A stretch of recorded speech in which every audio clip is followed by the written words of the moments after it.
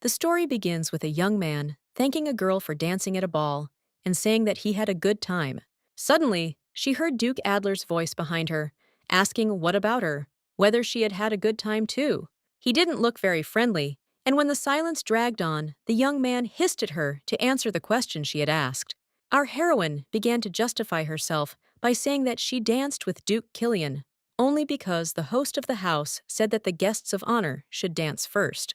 Then she quickly began to say that they stood out too much when they stood there in the middle of the hall, and that it would be better to return to their seats.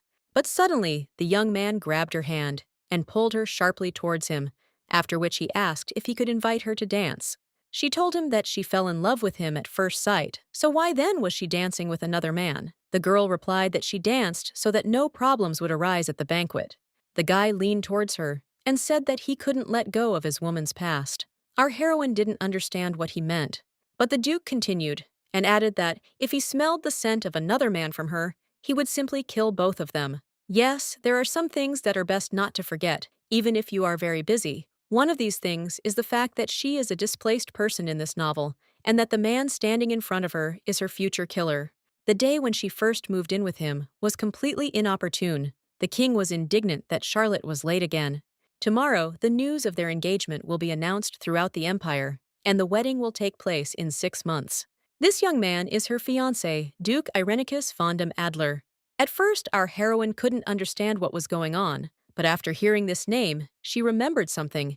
The synopsis of the novel she was supposed to read yesterday came to mind about a good-for-nothing princess who becomes the 8th victim of a serial killer on her wedding night. Her fiancé is the suspect, and the man and woman investigating the case fall in love.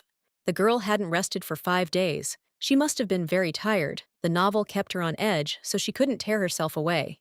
But the fact that she became the main character of this novel simply boggles the mind. Suddenly, the guy came closer to her and greeted her, adding that they were seeing each other for the first time in the presence of His Majesty the Emperor. When there was no reaction from the girl, His Highness exclaimed, "Where are her manners? After all, she is engaged." If she asks him again about an engagement with Duke Cillian, then he has nothing more to say, and when she ever spoke kindly last time, she cried and screamed on the floor in his office. Has she completely gone crazy or something? Charlotte didn't understand who they were talking about and replied that she was fine and that he shouldn't be nervous. But my father still couldn't calm down, and just in case reminded her that if she didn't obey him this time, he would deprive her of her princess status. Our heroine asked him to stop and first just listen to her, but the emperor immediately interrupted her and asked the servant to take them to the guest room so that they could greet each other in private. While the girl was indignant that he really wasn't going to listen to her at all, the Comerger said that it was better to do what the emperor ordered. Finding herself alone with him, Charlotte noted to herself that the Duke behaved completely differently in front of the emperor. Then she noticed a newspaper that said Adler had been chosen as the most desirable man for the 3rd year in a row, the most eligible bachelor in the empire. He had money, fame, and good looks. Everyone was eager to find out what lucky woman he would take as his wife. The young man is the most desirable groom in the entire empire, with an impeccable resume. And his bride is she, a completely worthless princess. Suddenly, the guy said that he understood perfectly well that she wanted to tie the knot with someone else. There probably wasn't a single person in the entire empire who didn't know this, but since this was a marriage of convenience and they had no other reasons to see each other, he suggested that they meet at the wedding itself. Our heroine noted to herself that she would be killed on her own wedding day. "We will meet at the wedding itself" means that he will kill her at their next meeting. Who would have thought that the most modest man of the empire is a serial killer? In her past life, she was a prosecutor in the Violent Corruption Crimes Unit, which was up to its neck in murder investigations. To avoid becoming Charlotte this time, she must find evidence of a serial killer in the 6 months before their wedding. There is only one way to do this. She will enter into another relationship as a cover to find all the evidence. After which she turned to the young man and said that she fell in love with him at first sight, and please let him be with her. The guy was so confused that he froze with his mouth open looking at her. After which he asked what she was talking about. The girl replied that she fell in love with the Duke at first sight. She wants to marry for love and not for convenience. The guy asked irritably if she really wanted him to believe this. Until today, she has been begging for a wedding with Duke Cillian. Even the yard dog knows about their attempts to convince His Majesty. This handsome brunette is the very Duke mentioned by the Emperor and Adler. The princess must have fallen in love with someone, since Duke Cillian did not reciprocate her feelings, and she apparently threw a tantrum. After which she replied that because of the guy's charms, she forgot about other men, and in general, she is so amorous. Now only the young man occupies her heart, and no one else. Suddenly, the emperor appeared in the room, and the girl immediately exclaimed that she was so glad that he had chosen Adler as her fiancé. She wanted to see him more often before they got married. The man noted that it seemed that their Charlotte had serious feelings for the Duke. How good it was that she came to her senses. After which, he turned to the young man and said that he could entrust his daughter to him with a light heart. After some time, a servant approached our heroine and said that she would help her with the wedding preparations. All the girl knew from the annotation was that she had become the naughty Princess Charlotte and that her fiancé was Duke Adler, who was suspected of a series of murders, so she needed more information. After which she asked the maid what her name was, and she replied, Hadson. When asked how long she had been working there, the maid replied that it had been 4 years. Our heroine stated that then she should know her name. The girl replied that yes, Princess Charlotte von der House of Asgard. Our heroine muttered why the name was so long, then said that she wanted to be honest. She didn't remember anything until yesterday. To be honest, Charlotte doesn't even know who she is. The assistant explained that she was not feeling well and had lost her memory for several days due to the hunger strike, and no one from the royal council came poor princesses. The girl noted to herself that perhaps the others had lasted so long only because they were filled with anger towards the real Charlotte, whom they had nicknamed a scoundrel. But what if you worked here for 4 whole years? It's obvious that Hadson is good. Then she said that one thing could be said for sure, that she trusted her, and she really liked the girl. The maid exclaimed that she could not even imagine that she would treat her like that. The princess added that she did not want her situation to be known, so let it remain between them. She could only rely on her. Hadson immediately replied that of course, from now on, she would take care of her, and that he should trust only her. And in general, if you think about it, the princess could have shown signs of memory loss. The mistress shouted that she really thought it was because of her. There was no need to talk nonsense. She would never do that. Who was she anyway? She had never had such a servant. Let her get out of here immediately. Our heroine felt awkward, but after that, she managed to find out about Charlotte from the maid. Her mother, who was the emperor's concubine, died during childbirth from complications. The emperor, who loved her mother very much, defied many by officially making her a princess. It would have been very good if he had also raised her normally, but the emperor did not care much about his daughter. After she was granted the status of princess, it was natural that the empress and her children, who were legitimate, disliked her. The aristocrats didn't pay any attention to her either. She was a princess on paper, but not in society. Then, our heroine asked why she decided to go on a hunger strike. The maid replied that in fact, she was persuading His Majesty to marry Duke Cillian. This guy was Charlotte's unrequited love. He openly despised the naughty princess. So with her hunger strike, she put her life at risk, just for the sake of the wedding. Love is a terrible thing. Despite the princess's disobedient behavior, Duke Adler agreed to marry her. Interestingly, he already found a benefit. Then she asked her assistant to bring her the newspapers for last week.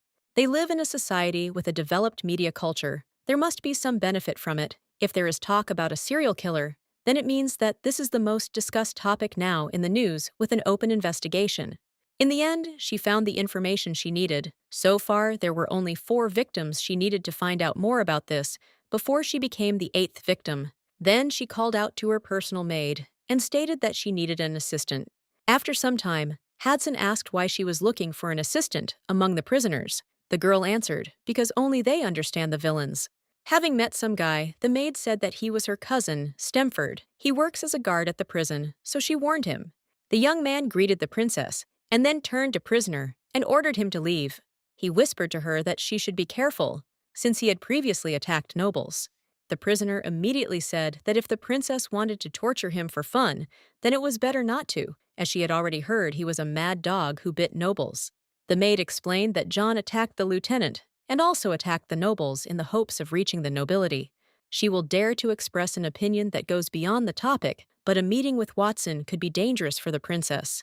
The girl replied that she was aware of this, but let them both leave them, as she wanted to talk to him about something. Left alone with him, Charlotte said that she was not going to torture him, but instead let him earn his loyalty. When asked what this meant, the princess explained that she could pay his bail by presenting her identification. The guy asked why the princess would do this if she was going to play with him like a toy. Then there was no need. Our heroine replied that there was no need to worry, since she did not play with other people's destinies. There was something that she wanted to get from him in return. She was looking for something, and she wanted him to help her for 6 months. When asked why she was offering him this, the girl replied that she came because she knew that he had previously helped the imperial family. If the young man accepts her offer, he will become a servant in the princess's chamber, and in addition to the deposit, he will receive weekly payments. Plus, all of his mother's medical bills will be paid whether he agrees or not. After thinking for a bit, the prisoner asked if he could address her as master. Some time later, upon seeing our heroine, the young man exclaimed that he was asking for forgiveness, and that she please have mercy on him. Charlotte stated that this was the first time he saw the princess in the library. Now they would see each other often, so please let him get used to it. The young man immediately replied that of course, if she needed anything, she should just say so. The princess immediately handed him a note and told him to provide everything from it. After some time, the librarian brought her a family tree of the imperial family, a directory of the nobility, a history of the empire, and a constitution of the empire. Our heroine is good at learning, so she should remember everything that is written there and quickly adapt. Even if she has to spend nights there, she doesn't care. Her body is much weaker than the one from her previous life. Suddenly, Watson entered the room and said that just a day ago, he would never have thought that he would end up in the princess's room. When the young man called her master, Charlotte said that it was not a bad way to address her, but he did not need to maintain such strict subordination with her. John replied that if she wanted, it would be different. How about informal communication? She didn't have to speak formally with her subordinate. Our heroine replied that okay, and the first thing he could do for her was to read everything and then burn the piece of paper.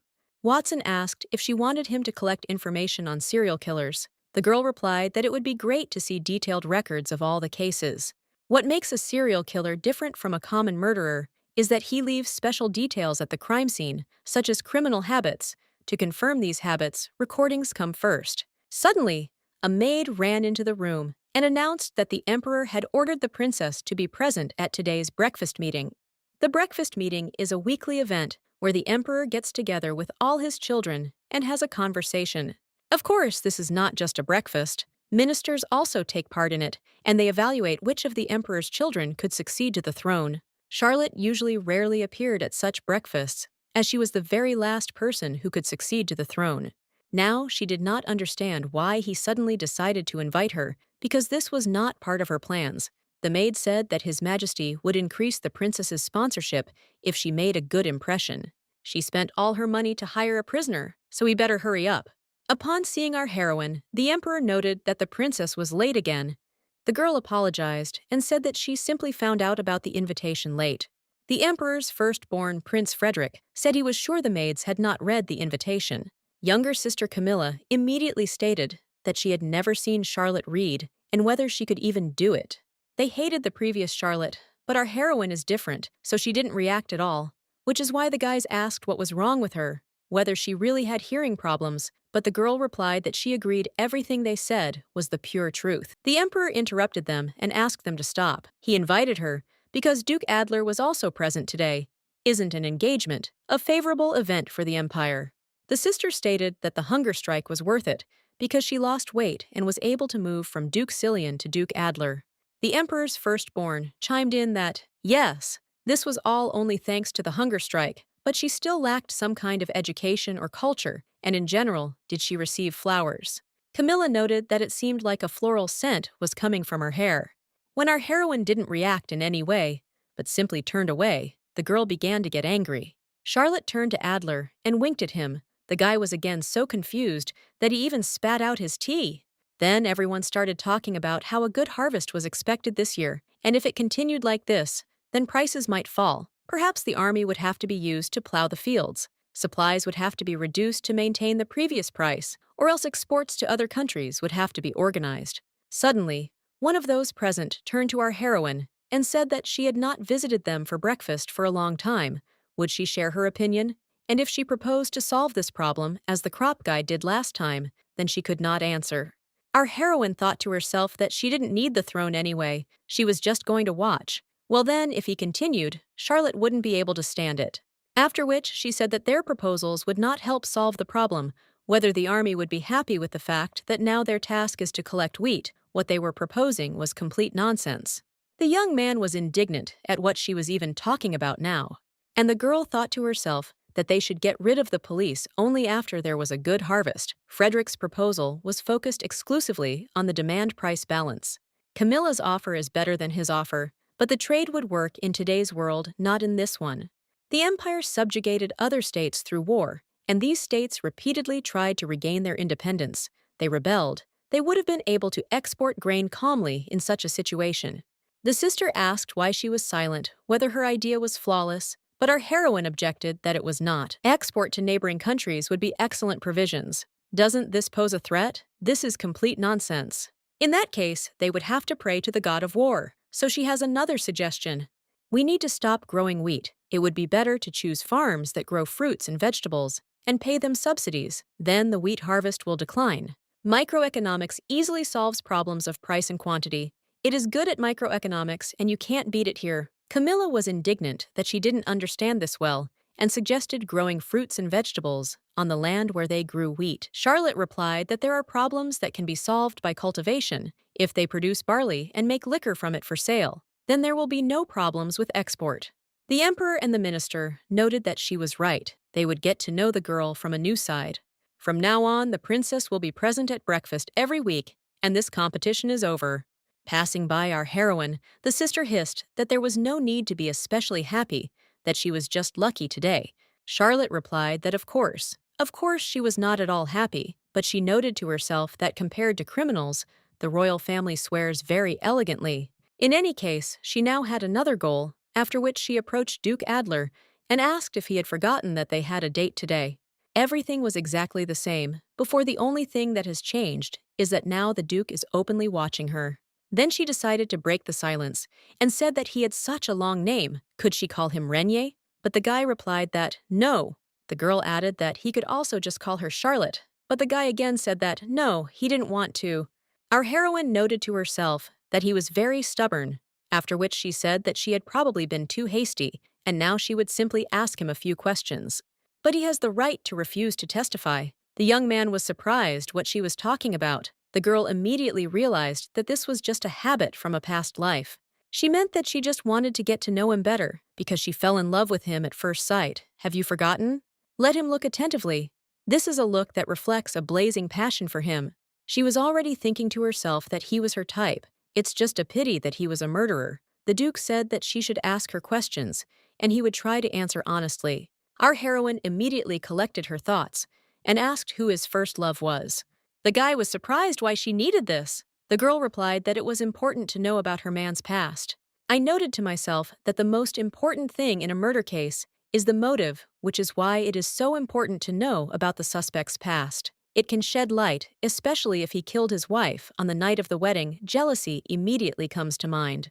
So far, there is a hypothesis that the Duke had a lover, but the emperor forced him to marry his daughter. Was the crime really committed because of this? Suddenly, the young man said that the princess also had a difficult past, to which she replied that she had already dealt with it, and now thought only of the Duke. He doesn't need to hide anything from her. She is a broad-minded person and will be understanding about her man's past. Adler replied that he didn't have a first love. She may not believe it, but it's true.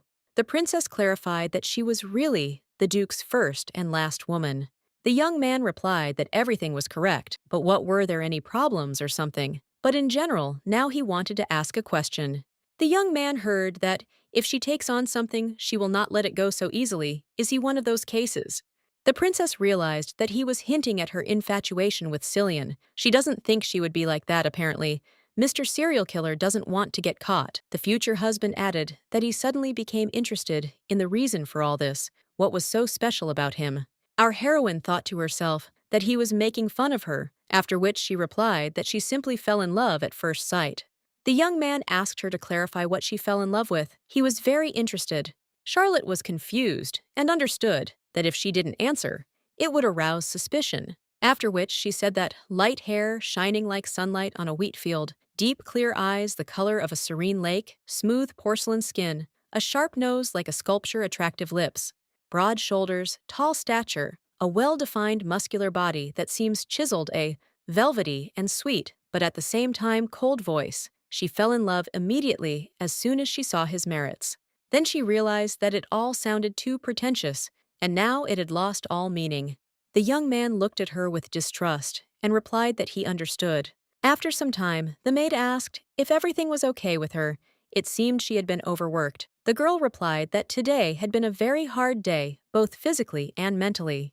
The maid said that Mr. John was already waiting for her in the living room, but if she was very tired, she would tell him to come another time. The girl was really very tired, but the assistant had arrived because of the task she had assigned him earlier, so she couldn't send him away. Let him invite her to the chambers. The maid was surprised how one could invite such a dangerous man into her bedroom. Charlotte noted that she probably thinks it's too much for her, but things like that fit into her reputation. When John arrived, the princess apologized for being rude, but she was simply very tired and did not have the strength to leave the bedroom. The guy replied that it was okay and said that he brought what she asked her for in the morning. These were the protocols of the Imperial Investigation Bureau, and she was very surprised that the young man was able to get them. It said that weeks ago the victim was a governess who died of suffocation. Weeks ago there was a man, a high-class chef found dead of suffocation. Weeks ago there was a bakery owner, and weeks ago the Prime Minister's secretary, who died of the same. Having studied the information, our heroine concluded that all the deceased were strangled. John added that this means the suspect must be a trained man, at least centimeters tall. The Duke is indeed a trained man who graduated from the Imperial Military Academy, but he is not the only one. They cannot prove his involvement based on that alone. When the girl said that it would be a good idea to examine the crime scenes, Watson said that the previous murder had been committed about 2 months ago, so the crime scene should have already been cleared, and the body should have already begun to rot. They could only rely on the reports that had been drawn up. If he could find out why the princess was investigating the serial killer case, our heroine replied that it should remain a secret. The guy sighed heavily and replied that, okay, then he would just carry out her orders, without asking unnecessary questions if there was anything else he could do for her. The princess replied that she needed information about His Highness Duke Adler. The young man was surprised. Wasn't he her fiancé? It would be easier for her to find out information about him, and in general, what exactly is needed, his past connections, or what interests her. Our heroine replied that she wanted to know everything, and the more personal the information, the better. Charlotte couldn't yet share with him the reason for the investigation. If she accidentally let it slip that she was simply digging under Adler, the villain could use it against her. Meanwhile, the butler brought the Duke a letter from our heroine and said that they had been coming every day since they last saw each other. It was said that she cannot fall asleep. As soon as she closes her eyes, his beautiful image appears before her. It seems to her that she will soon go crazy. When will they meet again? After some time, the maid ran to Charlotte and said that a letter from the Duke had finally arrived. The girl was surprised that he had been shy for so long, but now he had made up his mind. It said that he was waiting for her at 7 o'clock near the opera house. Hadson exclaimed that a date at the opera was so romantic, it was simply unbelievable. She needed to prepare well. Sometime later, when meeting the Duke, our heroine noted that today he looked simply wonderful. Charlotte almost thought that it was a sculpture that stood near the opera house. The Duke froze for a second, and then without saying anything, turned around and began to leave, and the girl ran after him and shouted that they needed to go together. While listening to the play, the boy said that he had heard that tickets were very difficult to get, as it was the best performance in the entire empire. The girl was thinking that if he was behaving like this, then why did she even need to invite him? It was so dark around that she couldn't see his facial expression, and he didn't really want to talk, apparently, because he almost forced himself to do it. It seems as if he is showing with all his actions that he does not want to talk, after which she said that she is not interested in this performance at all, even though it is expensive. She would have liked to just talk to him. She would have been happy just to see his face. The young man replied that it was a pity, but he could not see her every day, because he was very busy, so he could only find time several times a week. Charlotte objected that she wanted to see the Duke every day, but twice a week was at least something. She noted to herself that this was enough for what she needed and switched off. After some time, the young man carefully woke her up and said that it was better for her to get up. It turned out that the performance had already ended, and even everyone present had managed to leave. The girl realized that this was all due to lack of sleep, but she noted to herself that she had slept on the shoulder of her future killer. Suddenly, the young man asked if it was because of him that she was not sleeping. Perhaps the reason was that she wanted to see him so much. Our heroine answered that, for sure, it's all because she constantly thinks about him.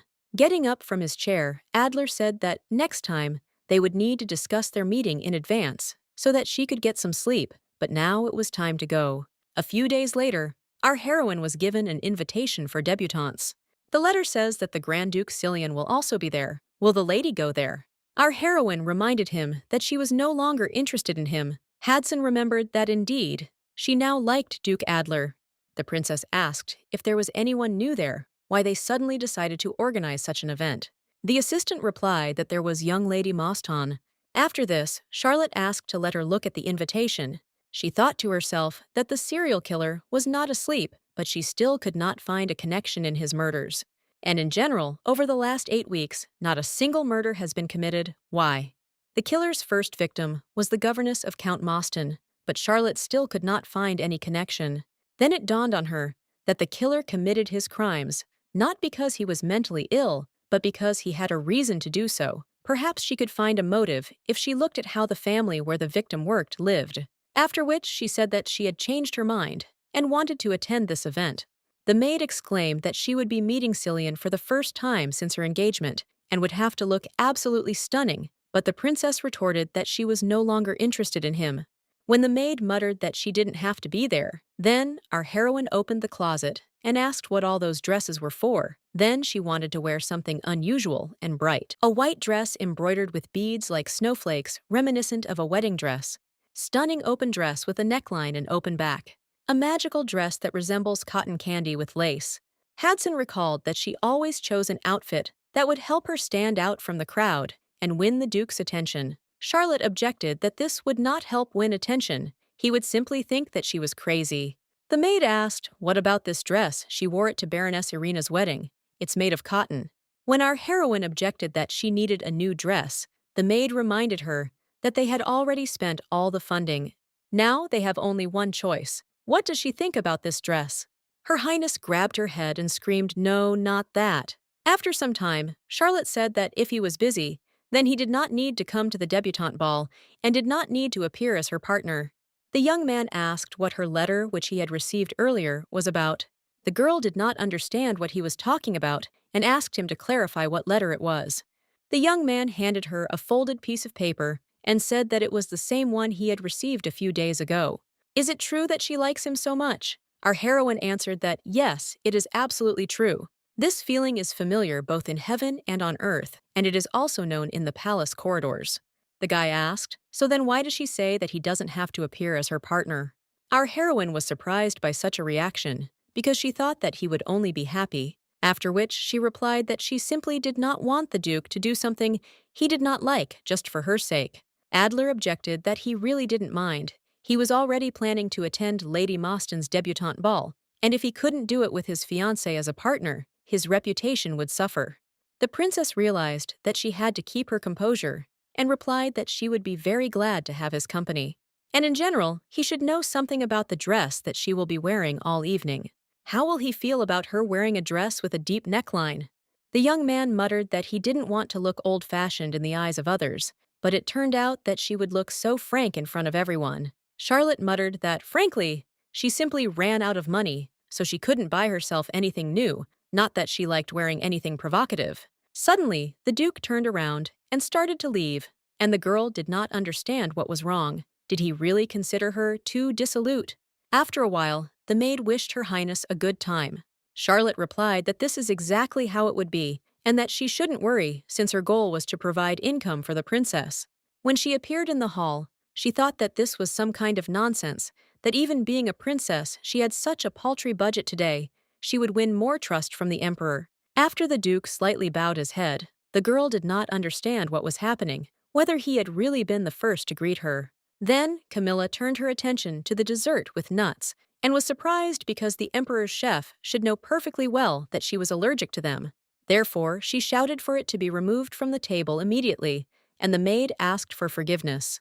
The man interrupted her and said that it was time to start the meeting. The agenda needed to discuss the impact of the disappearance of the magic stones and the wizards of their empire, and to plot a course for the future. Suddenly, someone said that we should listen to Princess Charlotte, because last time she gave good advice.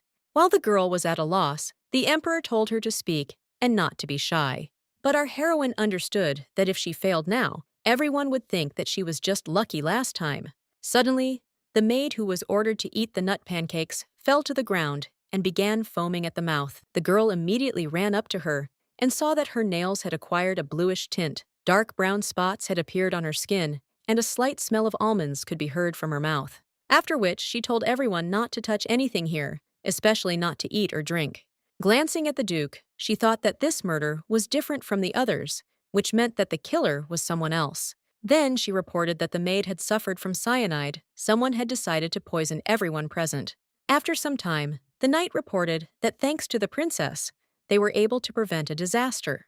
They took the powdered sugar that was sprinkled on the pancakes for analysis and found that it contained traces of cyanide. They also found the poison in the sugar bowl in the kitchen.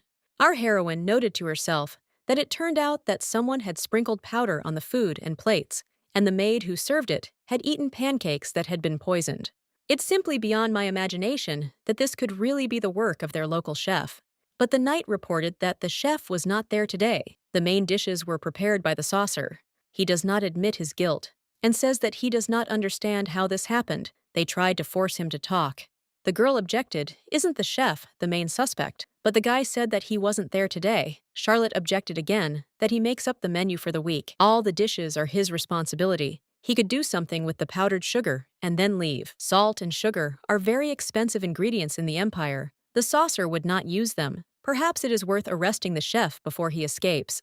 The young man immediately ran and started shouting that it was necessary to hire a chef as soon as possible before it was too late. As expected, the imperial family's chef was captured while trying to cross the border. He turned out to be a spy from Corti who had infiltrated the palace some time ago. The empire subjugated this state 7 years ago during the war. Since then, they have been constantly fighting for their independence.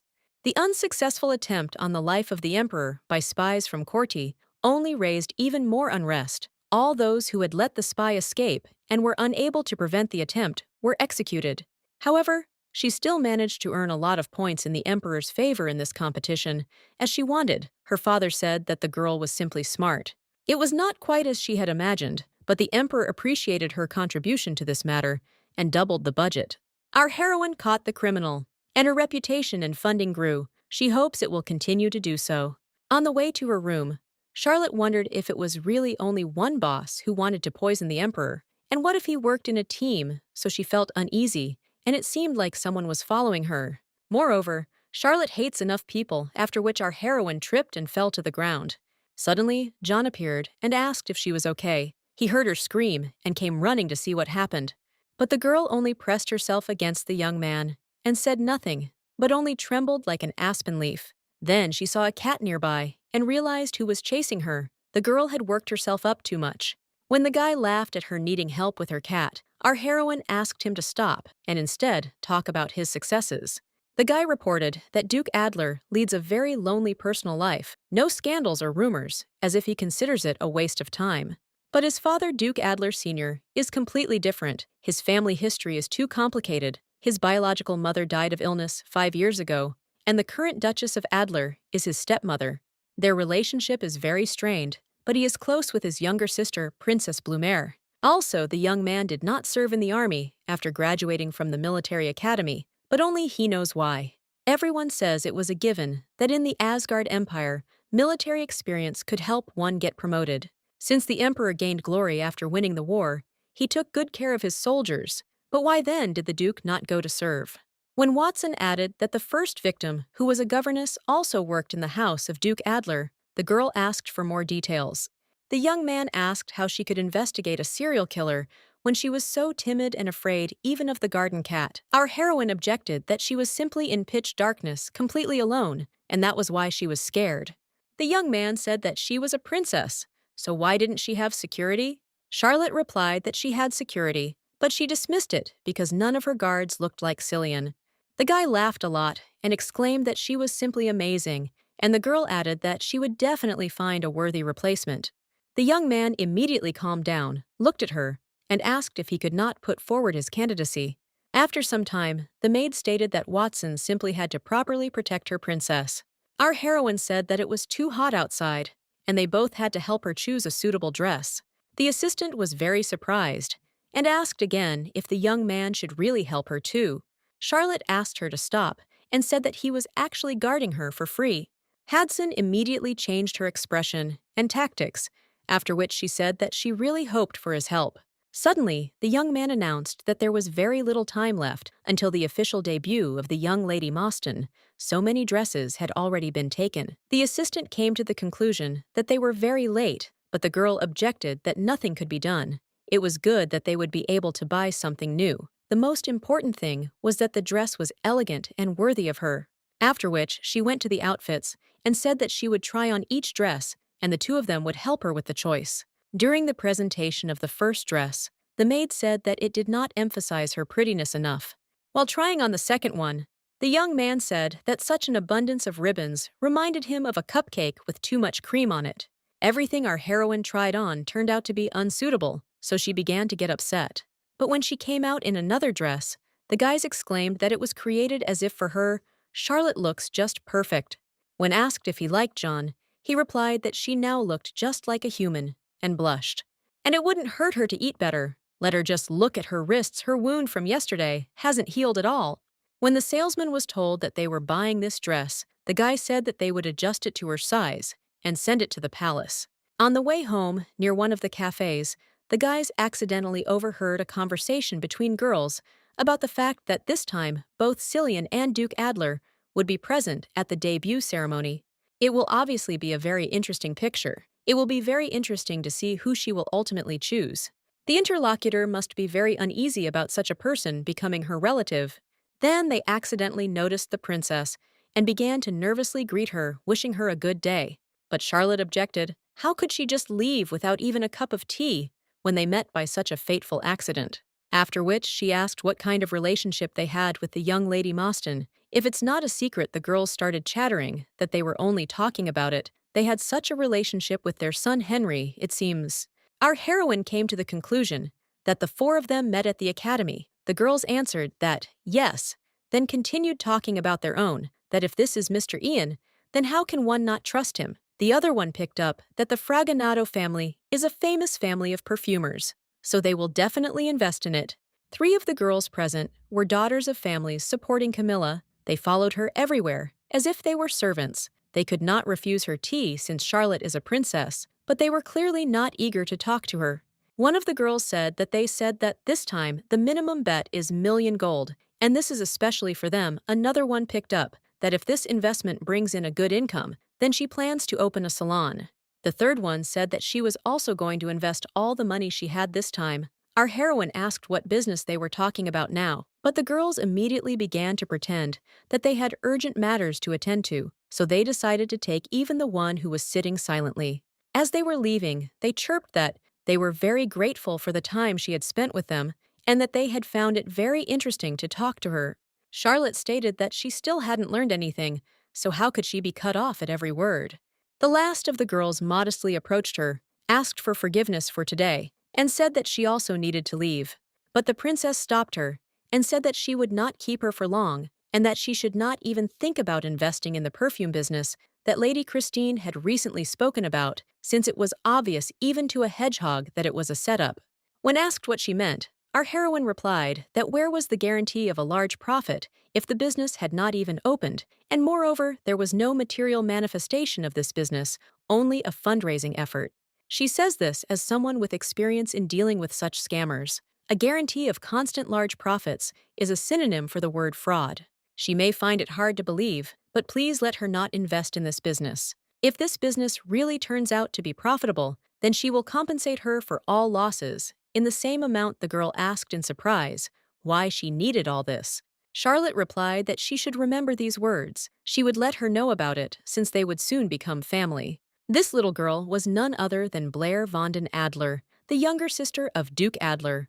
When she thanked our heroine for the advice, she in turn said that if it turns out that it will help her, then he asked her to tell him about her brother. After his sister left, the maid asked how everything went, because those girls are known for their unceremoniousness. Due to the support of Camilla, the princess replied that they say that if you sit on the shore for a long time, the body of the enemy will float by itself. After all this, it turned out that our heroine also had to pay for everything the girls had eaten. Sometime later, when the dress for the debut was delivered, the maid suggested that they had simply made a mistake, but Charlotte objected that it was too expensive for such a mix-up. Then she found the attached note, and it turned out that the outfit was from Duke Adler, who said that he would pick her up at about 6 o'clock. The maid exclaimed that he was so good, he even sent her a dress. Our heroine was very lucky with her groom. Having put on her outfit, the girl told the young man to take her carriage and go to Count Mostyn and let him wait for her somewhere until the end of the holiday just in case. After which she went to Duke Adler, who said that he was expecting her. On the way, the guy asked her if anything came to her mind. When she looked at his tailcoat, the girl replied that she could not help but notice how elegant and sophisticated the tailcoat he had chosen today was. No one could outshine it. The young man asked if this meant that she had fallen in love with him again. Our heroine replied that of course his charm was simply endless, but to herself she thought, what is going on with him? Is he really a narcissist? Meanwhile, at the ball, in honor of Lady Mostyn's debut in Soviet society, the guests were discussing how they couldn't believe that Duke Adler had chosen her, how imprudent he was. Charlotte noted that the most eligible bachelor of the empire and a worthless princess are just the thing for gossip. She feels so awkward. She has never been to such events. Can she even rely on the Duke today? Suddenly, the Marquise of Brege approached the young man and exclaimed that he did not expect to meet him at the debutante ball. And even the princess is here. He already thought he was going crazy. They themselves understand that it is difficult to catch them at such events. As for the girl, he absolutely did not expect to see her in such modest clothing. Our heroine replied that she decided to expand her clothing preferences. She was grateful for his attention to her. The Marquis replied that if he had only known that she was of such a meek nature, he himself would have claimed her hand. He would have certainly offered his candidacy when His Majesty was independently looking for a groom for her. Charlotte wondered if he meant that no one wanted to be her groom, and then replied that it was a pity he was late.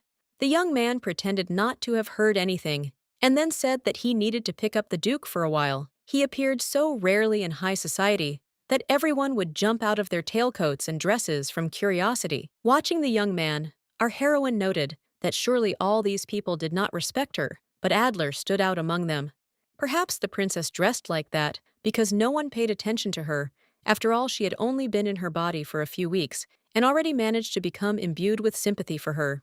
But if you think about it then, on the contrary, it's for the best that no one notices her, because she has one thing to do. Suddenly, turning the corner, the girl collided with the Duke of the northern part of Silience.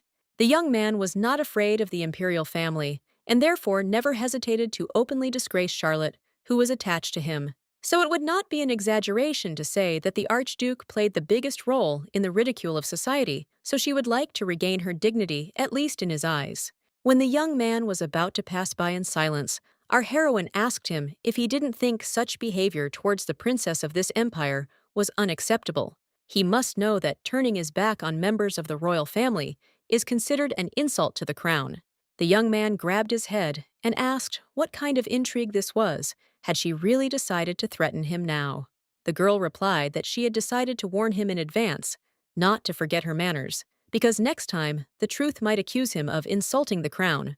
After which she started to leave, and the guy asked in surprise if she was really just going to leave. Charlotte asked if there was anything left unsaid, as he already knew she was engaged to Duke Adler, so she asked him to get rid of the thought that she might still have any feelings for him. Then she went to one of the rooms and noted that it was the last bedroom in the Count's residence on the second floor. Thanks to John's note, she was able to easily find the room of the first victim. Suddenly, the girl sneezed sharply and came to the conclusion that it was definitely an allergic reaction. We need to get out of here quickly before the reaction starts to progress. Suddenly, the voice of a maid was heard from behind, asking who she was. Our heroine was at a loss, because if word spread that the princess was investigating a serial killer, it would not end well. Although it seems that this maid is not aware that she is a princess, we need to get out of here without creating suspicion. After which she exclaimed, "Does she really not know who the girl is? What kind of maids they are recruiting for the Moston residence? Is she responsible for this room? How does the maid clean it if the princess just came in here and she was covered in hives?" The maid bowed and asked forgiveness for this misunderstanding. She was very sorry. Most likely her hives were not due to dust, but to peaches. The person who lived here was always experimenting with them. They say that there was peach fluff in every crack of the furniture, and all the maids who cleaned here complained of hives. Our heroine was interested in this information, but it was not yet known whether it would help in her case. Now it is just a detail about one of the victims. Then she went on about her business and thought about the connection between peaches and a serial killer. Suddenly, she heard an angry voice shouting that they had lost a lot of money. Who could have thought that Mr. Ian would run away with the money so shamelessly? Charlotte realized that these were the same girls from the cafe, but decided not to interfere until she heard that Lady Bloomer was a completely dishonest girl. Can they leave things like this when she acted so treacherously towards her close friends? After this, our heroine entered the room and asked what they were doing there. One of the girls immediately exclaimed that it did not concern her. Our heroine asked, in the sense that it was none of her business, since this girl would soon become no longer part of her family. The girl said that she was surprised by Bloomer's choice. It did not put her on the same level as other members of the imperial family. Charlotte said that they ladies were so stupid that they fell for the scammer's tricks and lost all their money, and they were dragging others along with them. The aristocrats were indignant. How dare she talk to them like that, because she was clearly crossing the line. The princess countered that it should be her line, given how the three of them were bullying each other. The girl objected that it was Bloomer's fault. She had promised to invest money in this business, but she herself had refused. The Duke's sister cried out that she had told him she would think about it because it sounded strange. The lady stated that such devotion was hard to find. Did anyone really teach her to be a migratory bird? The princess asked whether she would take responsibility for her words and whether she really wanted to be accused of insulting the imperial family. The girl clarified whether she mentioned the princess's name. She is accused of insults, but in fact she said nothing about the imperial family. Our heroine headed towards the bottles of wine and asked if she really thought she could get away with it, if she hadn't heard that, when the law fails, the fist will come to the rescue. After this screaming that she was somehow sick, the girls disappeared from the room. Then the princess said that there was no need to think anything unnecessary because she did not intend to beat them. She just wanted to scare them. The girl thanked her for her help and said that she was right. The whole thing was a scam, and Mr. Ian, who started it all, turned out to be a debtor of a huge amount. Our heroine replied that everything was fine, after which she accidentally dropped the bottle of wine from her hands. When asked if everything was okay, Charlotte replied that everything was fine. She just suddenly had no strength left in her arms. Suddenly, a young man appeared in the room and exclaimed what was going on here, what she wanted to do to his sister. The girl tried to object that everything was not as it seemed, but the guy interrupted her and said that he saw the ladies she was friends with run out of the room screaming, and he definitely heard something break, so he doesn't understand what else can be explained here when everything is already clear. Our heroine objected that he only heard sounds and misunderstood everything. Adler asked if she really wanted to feed him her lies again, since she had just admitted that she had broken the bottle. Does she really think he will believe her when he sees the room in such a state? There is no need to explain anything. He thought that something had changed in her, but it turned out that people do not change so quickly. The girl noted to herself that his eyes indicated that he would definitely not believe a single word she said, and perhaps would not even want to try to believe her. Since at the moment the young man looks as if he doesn't even want to hear her. She just wanted to help. Perhaps the reason why the Duke will kill her is simple hatred towards her. Suddenly, Watson's voice was heard stating that she was somehow early. How could she dance at all? When she replied that they were dancing, the guy said that, really, why should she dance? It's just spinning back and forth. He sees that the girl is returning without the Duke's escort. Let her wait a little and bring her carriage. Our heroine objected that it was already too dark, so they would go together. The guy remembered that Her Highness was afraid to be in the dark. If you leave her alone, she might ask you to save her from a rabbit in the bushes, so it's better to go together. Will the girl be able to walk on her own, or is it better to carry her in my arms? Charlotte climbed into his arms and said that she wanted to rest quickly, after which she asked if he was having trouble. John replied that he thought that only her wrists were so weak, and that she was generally like a feather. There was not a single strong spot in her body. Then he added that he wanted to say that the dress she tried on in the store suited her much better. After some time, Hadson asked if it was true that she would not write a letter to the Duke today, but she wrote to him every day. Had she really quarreled with him at the ball? Suddenly, John ran into the room screaming. The maid exclaimed, "Why scare her like that? What kind of bad manners is this?" Our heroine noted that she seemed to have said that she had no plans today, so she did not need protection.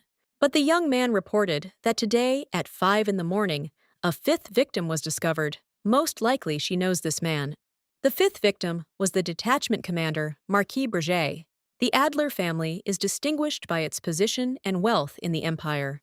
Irenicus von dem Adler inherited the best genes from his ideal parents and became an enviable groom. However, a great misfortune came to the ideal life. The servant reported that letters had arrived with a marriage proposal from a lady. When the guy said that they needed to be burned, the mother was outraged that he was even saying such a thing. She immediately told the doctor that he could go, then turned to her son and said that she was very concerned about the question of his marriage. Was there really no lady that he would like? The young man replied that now he was only concerned about the issue of her health, and marriage was secondary. Mother objected that she would still like to see his bride before her death. As a result, not a single wish came true, neither for the mother nor for the son. The girl asked how they would now live without her. Suddenly, their father called out to them and announced that this woman would become their new mother. They met when he was at work. The young man was sure that they met when his mother was still healthy. The death of his mother, the dishonesty of his father, and the new mother, all these misfortunes led to the icing of Irenicus's heart. A few years later, his father also died, after which the boy's life ended, and his chapter as Duke Adler began, which was shrouded only in darkness. And so, sometime later, the emperor asked when his mining concession there would end not this year, and whether he had by any chance seen his youngest daughter. He thought that they could get married. The guy thought to himself that they really wanted to set him up with this hysterical woman who wanted to marry Cillian, but he said out loud that it was a great honor for him. The young man could not resist the will of the emperor, despite the fact that he did not like the bride at all, after which he said that in any case this was a marriage of convenience, so they did not need to see each other, so they would see each other on the wedding day. They have no reason to see each other, but he noted to himself that he was getting married only to preserve his rights to own the mines. But suddenly, the girl said that she fell in love with him at first sight and therefore would like to have a romantic relationship with him. The young man is disgusted by this marriage of convenience, and she shamelessly wants a relationship as well. If it weren't for these mines, he would have refused. The further their meetings with the worthless princess went, the more she fell in love with him. The girl said that she had already dealt with her past. Now she thinks only about the Duke. She will be the first and last woman for him. When the guy heard the answer to the question of what was so special about him, he was amazed. His fair hair shining like sunlight on a wheat field, deep clear eyes the color of a serene lake, smooth porcelain skin, a sharp nose like a sculpture, attractive lips. Since she likes the young man so much, it would be impolite not to reciprocate. Then he asked the servant if what he asked for was ready. He replied that he had gotten tickets for the opera, which is in greatest demand among young ladies. He bought premium class tickets, which cost 3 times as much. Then our heroine said that it would be more pleasant for her to talk to him, looking into his eyes. She was happy just to see his face. And when she fell asleep, the Duke noted that the girl was still the same woman, without a drop of etiquette and restraint. Adler will only tolerate this song and then remove her empty head from his shoulder. But when the 5th song had already passed, Irenicus thought that, after all, this was not a stranger to her, but a groom, so this should not violate the rules of chastity. Besides, she might not have gotten enough sleep, and might have been tired because of him, as she said she couldn't sleep because she was remembering his face. If he wants to avoid such shame next time, he will need to set up a time for their meetings, so that she can sleep peacefully. After this, every day, until Lady Mostyn's debut, was a disaster for the Duke. He thought about how her wink at their breakfast was so cute, why every time she remembered it, she became even more charming. And when the young man remembered all the compliments she had given him, it was as if he was struck by electricity. At some point, the young man began to realize that he had become dependent on Charlotte's praise. Every time it was like the first time. The letters have recently become more frank and bold. The girl wrote that her heart is burning. Could they meet where it will be quiet, and there will be no one but them? Mostan's debut, the guy replied that he was disgusted by such social events, so naturally, he would not go anywhere. But then he quickly changed his mind and said that he would go, let her adjust his schedule to this event. The assistant was very surprised, and the young man thought that the princess would definitely want to go to this event with him as a couple. Then he asked Alfred what it meant when a girl said she wanted to meet somewhere alone. The young man replied that most likely she wanted some kind of secret meeting. When asked what it means when a girl says her heart is on fire, the assistant replied that he is a man without experience in relationships, but believes that his friend needs to be prepared. A little later, the guy wondered if he was really that attractive. He couldn't concentrate on anything he needed to meet her as soon as possible and find out what she was up to. If she wants to do something inappropriate, then you will need to firmly and definitely refuse hers. But suddenly, the girl said that if he was busy, he might not be her partner for the debut. The young man was very surprised and asked if she hadn't said that she liked him. Our heroine replied that she would not want her beloved Duke to bother himself with matters that were unpleasant to him. The young man thought to himself that this was some kind of nonsense. She wanted to refuse to be his partner at this event simply because he did not appear at them often. Therefore, he replied that he was going to attend the debut, and if he was unable to do so with his fiancée as a partner, his reputation would suffer. In order to avoid such incidents in the future, it will probably be necessary to be more active in various proposals. Unexpectedly, our heroine asked if it would be okay if she wore something with a deep neckline. The young man was so surprised by such a question that he spat out the drink he was drinking. Sometime later, the guy said that he needed to buy a dress for the princess. She was his fiancée, so it wouldn't be strange to give it to her. The girl said that, frankly speaking, she just didn't have enough money to buy herself a new outfit. There is very little time left before his rights to the mines are renewed, so it would not be a bad idea to show his loyalty to the crown. The assistant did not understand how this was connected at all, but said that he understood everything would prepare the dress and send it as he ordered. The Duke expressed a desire to choose the dress himself, so he asked to see the design before purchasing. When he caught his eye on that very dress in the store, the saleswoman carefully apologized for her insolence, but that dress had already been promised to another lady. The young man replied that he was buying it right now. The woman again cautiously said that undoubtedly his choice was for an impeccable dress. However, it was in reserve with the Viscount's daughter. The guy interrupted her and said that he seemed to have expressed himself clearly. She had not forgotten who he was. When the shop owner muttered that, of course, not, the guy added that he would pay 3 times as much. This should be more than enough to also pay the penalty. Adler decided to give the princess this dress on the day of the meeting at breakfast, but an unexpected incident with food poisoning occurred. The palace was closed for some time, so it was not possible to meet with her. He was very surprised that Charlotte became the main person in solving the crime, but moreover, the fact that in this confusion, the person she began to look for was him, surprisingly made him feel proud. On the day of the debutante ball, the young man was very pleased that he had given her a dress in which nothing extra was visible. However, he noticed that even without this, the princess was attracting too much attention from men. It was necessary to buy something less conspicuous. Suddenly, the Marquis appeared exclaiming that he had not thought he would meet the Duke at the debutante's ball, and also very much wanted to express his respects to the princess. Brage competed with him in everything, even at the military academy. He always disliked this false friendliness. The young man declared that if he had only known that the girl had such a meek nature, he himself would have claimed her hand. The young man noted to himself that every word he said was like fingernails on glass, and the Marquis continued to say that he would like to take Adler away for a while. Everyone was too interested in him. When our heroine replied that of course the guy was wondering why she didn't refuse, since she had just recently said that she loved him. She could have at least slightly demonstrated her displeasure, and he would have stayed next to her. After they approached the other aristocrats, the Marquis declared that he had saved the Duke from the clutches of the most terrible woman in the empire. The guests noted that they did not think they would see Adler at the ball. One of the girls said that she had heard that the dress that the princess wore was taken from the Viscount's daughter. She immediately stated that she was so upset that she couldn't even sleep because she had been looking for a suitable dress for so long, and even put it on reserve, and the princess appeared out of nowhere and began to demand that they give her this dress. What could she do since Charlotte was demanding it? She had to give in to her. Another guest noted that she was saying this only between them, but how shameless she was, she must be very offended. Suddenly, the young man interrupted them and asked where they heard the story about this dress. The lady replied that she had been in that store herself, and he would have been surprised too if he had been there, if he had heard the terrible words she had said to her. Suddenly, the young man interrupted her and asked if it was possible to believe in the veracity of what she said. The girl answered that of course the princess took this dress from her. Suddenly, the young man announced that he had bought this dress, that he had personally gone to this store and purchased it completely shamelessly. And if his memory serves him right, he doesn't remember the lady being there at that moment. The Viscount's daughter immediately became nervous and replied that she had simply expressed herself incorrectly. In fact, she had heard about it from the store owner.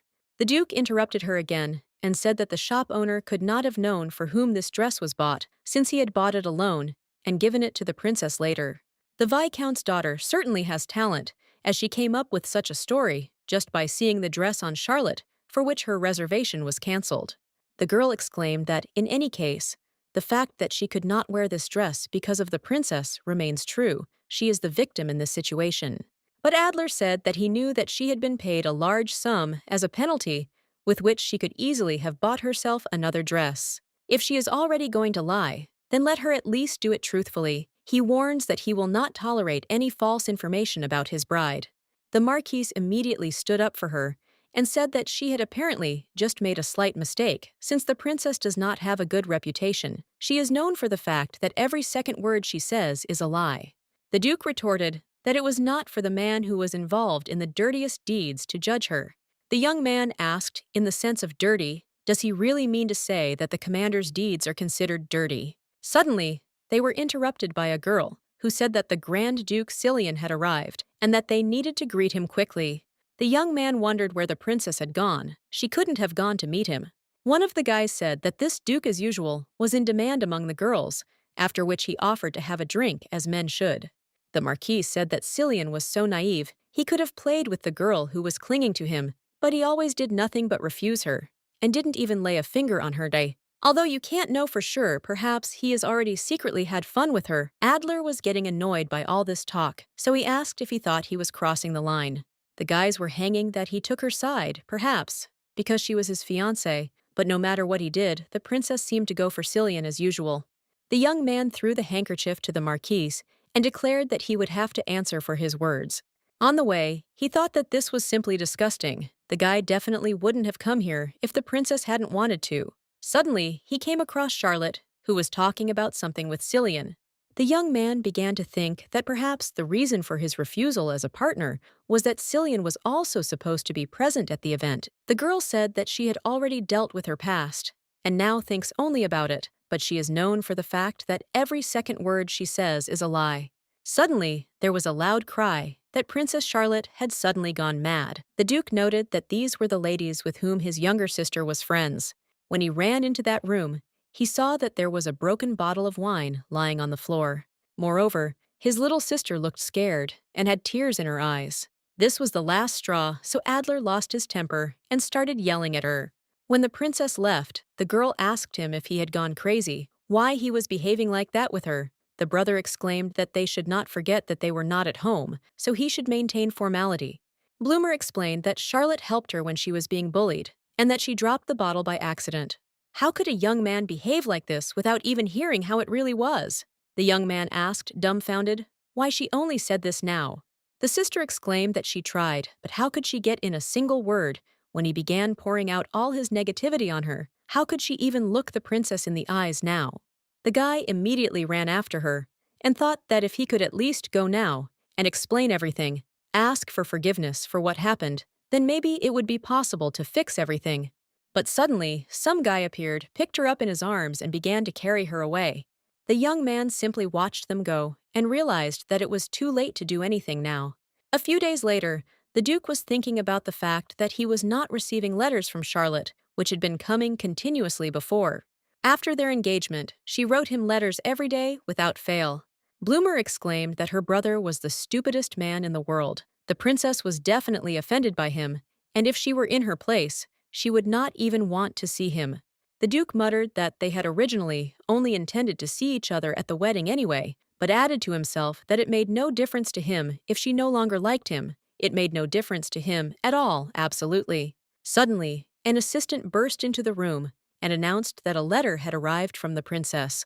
The Duke pretended not to care and asked what all the fuss was about over one letter. But unexpectedly, the young man added that Charlotte is now under investigation. A few hours before, the princess was surprised that the criminal showed up 10 days later, approximately when the crime took place. The guy replied that it must have been early this morning, just like the previous 4 times the victim died of suffocation, which is why investigators believe that this is the work of a serial killer. When asked if they assumed the killer was a strong man, over centimeters, the young man replied that yes, and besides the Marquis himself was quite well built, since he had received military training, so the criminal should have the same strength as him, if not more. Our heroine thought to herself she shouldn't stop her investigation because of some disheveled feelings. The guy continued to tell that the body was found in Knowood Alley. He knows this firsthand, since he grew up there. This is not a place where aristocrats can go. These are the slums teeming with homeless people and criminals that are the dark side of the ideal empire. When asked where the victim's body was, the young man replied that it was most likely in the morgue. Then she asked whether it would be suspicious if Charlotte wanted to look at the victim's body. She noted to herself that usually the most important evidence of a murder is the body itself. This time, she absolutely had to find a valuable piece of evidence and see it with her own eyes. Watson replied that naturally this would arouse suspicion. Even he did not really understand why she suddenly needed to investigate this case. The girl replied that they had agreed that he would not ask the reason and help her, so he asked to keep his curiosity to himself. In any case, she definitely needs to check the body. The investigators have their own prison cells, don't they? The guy replied that of course they do, but why would she need it? After some time, our heroine put on a wig and her maid's dress, which she took secretly, after which she asked if she looked like Charlotte. The young man replied that no one would think that a princess could walk down such a terrible alley. The girl said that he needed to watch her from afar. As soon as he saw that the investigators had caught her, he would need to follow them. John replied that, okay, how could he object? After which, the princess opened a bottle of red wine and began to drink it in one gulp. About half an hour later, the law enforcement officers were already telling her that she needed to stop leading such a lifestyle. And what kind of look did she have in broad daylight? So thin, but she drank so much alcohol and can barely stand on her feet. Hooliganism while intoxicated, a person who causes inconvenience to others through inappropriate behavior or words while intoxicated, is taken into custody and charged with hooliganism according to imperial law. It is also easy to get out of this arrest if a small bail is provided. This is the most minor crime for which one can end up behind bars, so news of this will not reach the emperor. After which she screamed that, "How could you lock a person up like that? She didn't want to sit there with the man." The man exclaimed that she was just some kind of infection. The girl will have no end of problems if she continues to drink until she loses consciousness in such areas. Doesn't she know that a murder was committed there this morning? Our heroine exclaimed, "Is he joking or something? What other murder?" The law enforcement officer stated that she does not read the news at all. The victim's body is currently lying right in the next room in the morgue. The girl realized that it was very close and began to whine that she really needed to go to the toilet. The man muttered that she was an annoying alcoholic. Charlotte exclaimed that he really wanted her to do this right here. The investigator told her to be patient. The girl screamed at him to immediately bring his boss here. Did he even know who she was? The princess had lunch with his boss yesterday and went to the sauna and drank tea in general. She did everything. Is he ready to take responsibility for her actions? She will do it right here. The man exclaimed that she is so disgusting. Just let her lower her dress. On the way, our heroine thought that her experience with 50,000 criminals should not be underestimated. Then she noticed the doors that led to the morgue and noted to herself that it was good that it was quite close to the restroom. The law enforcement officer said that he needed to step away for a while on a murder case, so let her do her business and quietly return back. Let her not even think about running away before her confidant came for her. Our heroine noted that usually no problems are expected from drunk girls, so everyone is now busy with the murder case. When Charlotte looked at the Marquis's body, she immediately realized that it was not strangulation. If he had died from strangulation, there would have been traces of blood stagnation on his face, but his face is clean. There are no signs of resistance or self-defense. Does anyone really think that a person who received military training did not defend himself in any way? There are red marks in completely different places. This is a reaction to poisoning. He was poisoned, and then the cause of death was faked as suffocation. She doesn't know how developed the field of forensic medicine is here, but it is clear that the investigators were deceived by the criminal. Why is he faking the cause of death? Her thoughts were interrupted by the guard's voice, who asked if she had sobered up. Then he showed the box and said that this is what they killed the victims with. They are very busy with this huge incident, so there is no time to babysit people like her, so let her sit quietly and sober up. After a while, the girl exclaimed, why he couldn't be her confidant? Couldn't any acquaintance free her for such a minor crime? The guy replied that things were different with him since she had released him from prison early. The princess exclaimed that everything was lost. What should she do now? The young man asked if there was anyone who could free her. Charlotte wondered where such a person would come from if the palace found out about this. The budget would be cut or even confiscated, but there was one who was not from the palace and could free her, after which she said that she would need to send a letter. When the Duke appeared in prison, the princess noted that even his beads of sweat looked very cute. Breathing heavily, the young man asked what she was doing there. The girl replied that, as he saw she was locked behind bars. Adler muttered that hooliganism in a drunken state. What's with her hair anyway? Is it a wig or something? Charlotte replied that girls sometimes have moments when they want to cause trouble. Can the young man free her, since he has already come, and keep the secret that she is a princess? Upon seeing the Duke, the guards were very surprised, and asked what had brought him there. Our heroine thought to herself that in fact, this man is the criminal they are all so diligently looking for. What a strange situation. The investigation into a serial killer is in full swing, and his fiancée is at the station with accusations of drinking alcohol and hooliganism, and he, the real criminal, has come here as a confidant of this fiancée. Usually, a criminal should be worried if he came to a place where his case is being investigated, but apparently the serial killer doesn't care about this. The guy said that everything was over, and he could go out. On the way, the girl thanked him and said that he was the only one who could help her. After all, he was her fiancé. Suddenly, the young man asked her if she was hurt, although the princess thought that he would take up his act again and criticize her. When the princess replied that yes, the young man said that he had no other business today, so he suggested going on a date. Charlotte was surprised. What other date did he really want to go for a walk with a man who just left the police station? When asked if she remembered wanting to go to a certain restaurant, the girl replied that yes, they serve very tasty steaks there, and she usually cures her hangover with meat. The young man muttered that if she wanted, they would go there, but Charlotte noted that he didn't seem to be eager to go there. The upscale restaurant Skolta is where the second murder took place, and the person killed was the chef, a great opportunity to find out how he is connected to this person.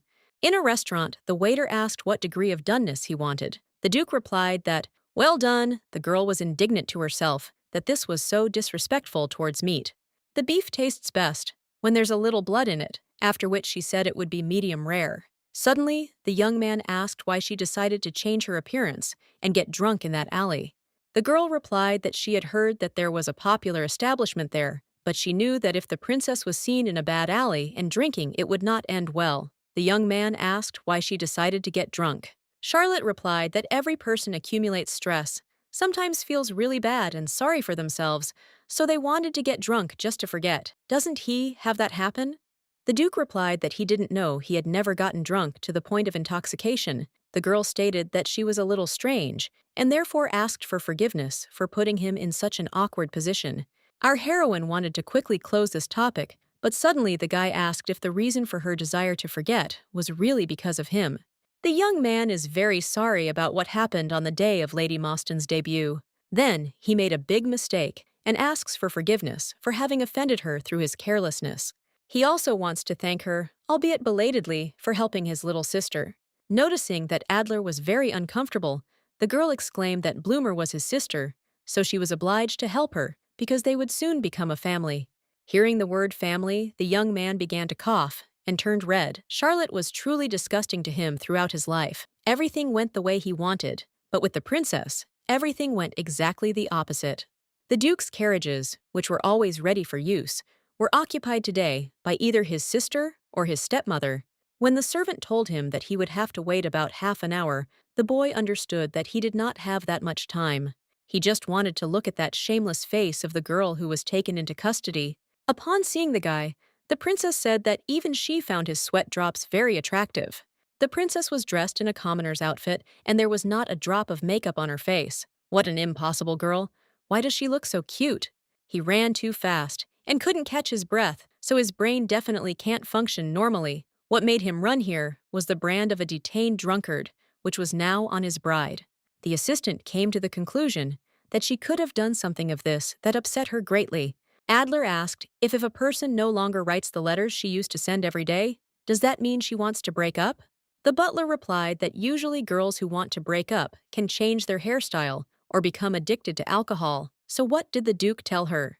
She definitely put on a wig and went out to drink because he behaved so stupidly at that ball, especially since the girl herself said that she sometimes feels very bad and sorry for herself, so she wanted to get drunk. Charlotte hurts herself because of him, after which he said that he made a huge mistake that day. The guy asks for forgiveness for having offended her through his carelessness. It was the first apology in his life, and the princess forgave him so easily, and he felt relieved.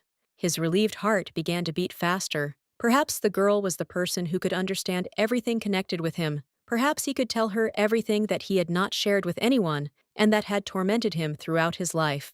After which he said that, to be honest, he didn't want to come here. His memories of his last visit here weren't the best. The princess was surprised at what he meant. Did he really want to tell about the murder himself? The young man continued that 2 months ago the chef decided to change the degree of doneness of his steak at his own discretion. He made it medium rare, saying that this is the only way to fully appreciate the taste of the meat. Our heroine thought to herself that this cook was too arrogant, but even so, this was not a reason to kill him. Suddenly, the young man added that it might seem funny, but he goes into a state of panic when he smells blood. And this also applies to the steak. That day, he almost showed this unworthy side of himself to his sister and stepmother. Charlotte thought to herself that it couldn't be that a killer, who graduated from the academy with honors, would panic at the smell of blood. The Duke asked not to make such a pitiful face when his mother was dying. She was vomiting blood, and he was next to her. After that day, every time he smells blood, he remembers this picture, and it becomes difficult for him to breathe. This is the whole reason why he did not continue his studies at the academy. The guy could not join the army with such symptoms.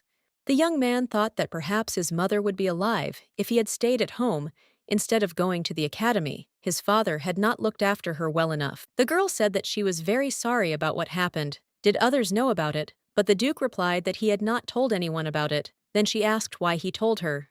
The young man replied that he didn't know, maybe because they would soon become a family. Our heroine immediately called the waiter and asked to change the doneness of her steak to a better one. The guy objected that there was no need to change it because of him, since he couldn't smell it because of her plate, but the girl objected that today she wanted to eat well-done meat. The young man asked if she hadn't said that the meat didn't taste very good that way, but Charlotte said that the degree of doneness couldn't ruin the meat. Witnessing the death of parents is not an easy thing for any person.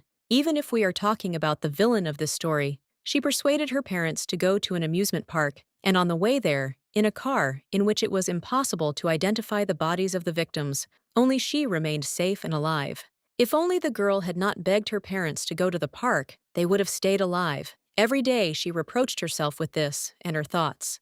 He must have spent his nights destroying himself, after which she said that everything that happened then was not his fault, so there was no need to blame himself. Sometime later, before going to bed, our heroine thought about how she shouldn't develop feelings for the subject of her investigation, but she consoled him without realizing it. Now her head is a complete mess, wondering what's wrong with her.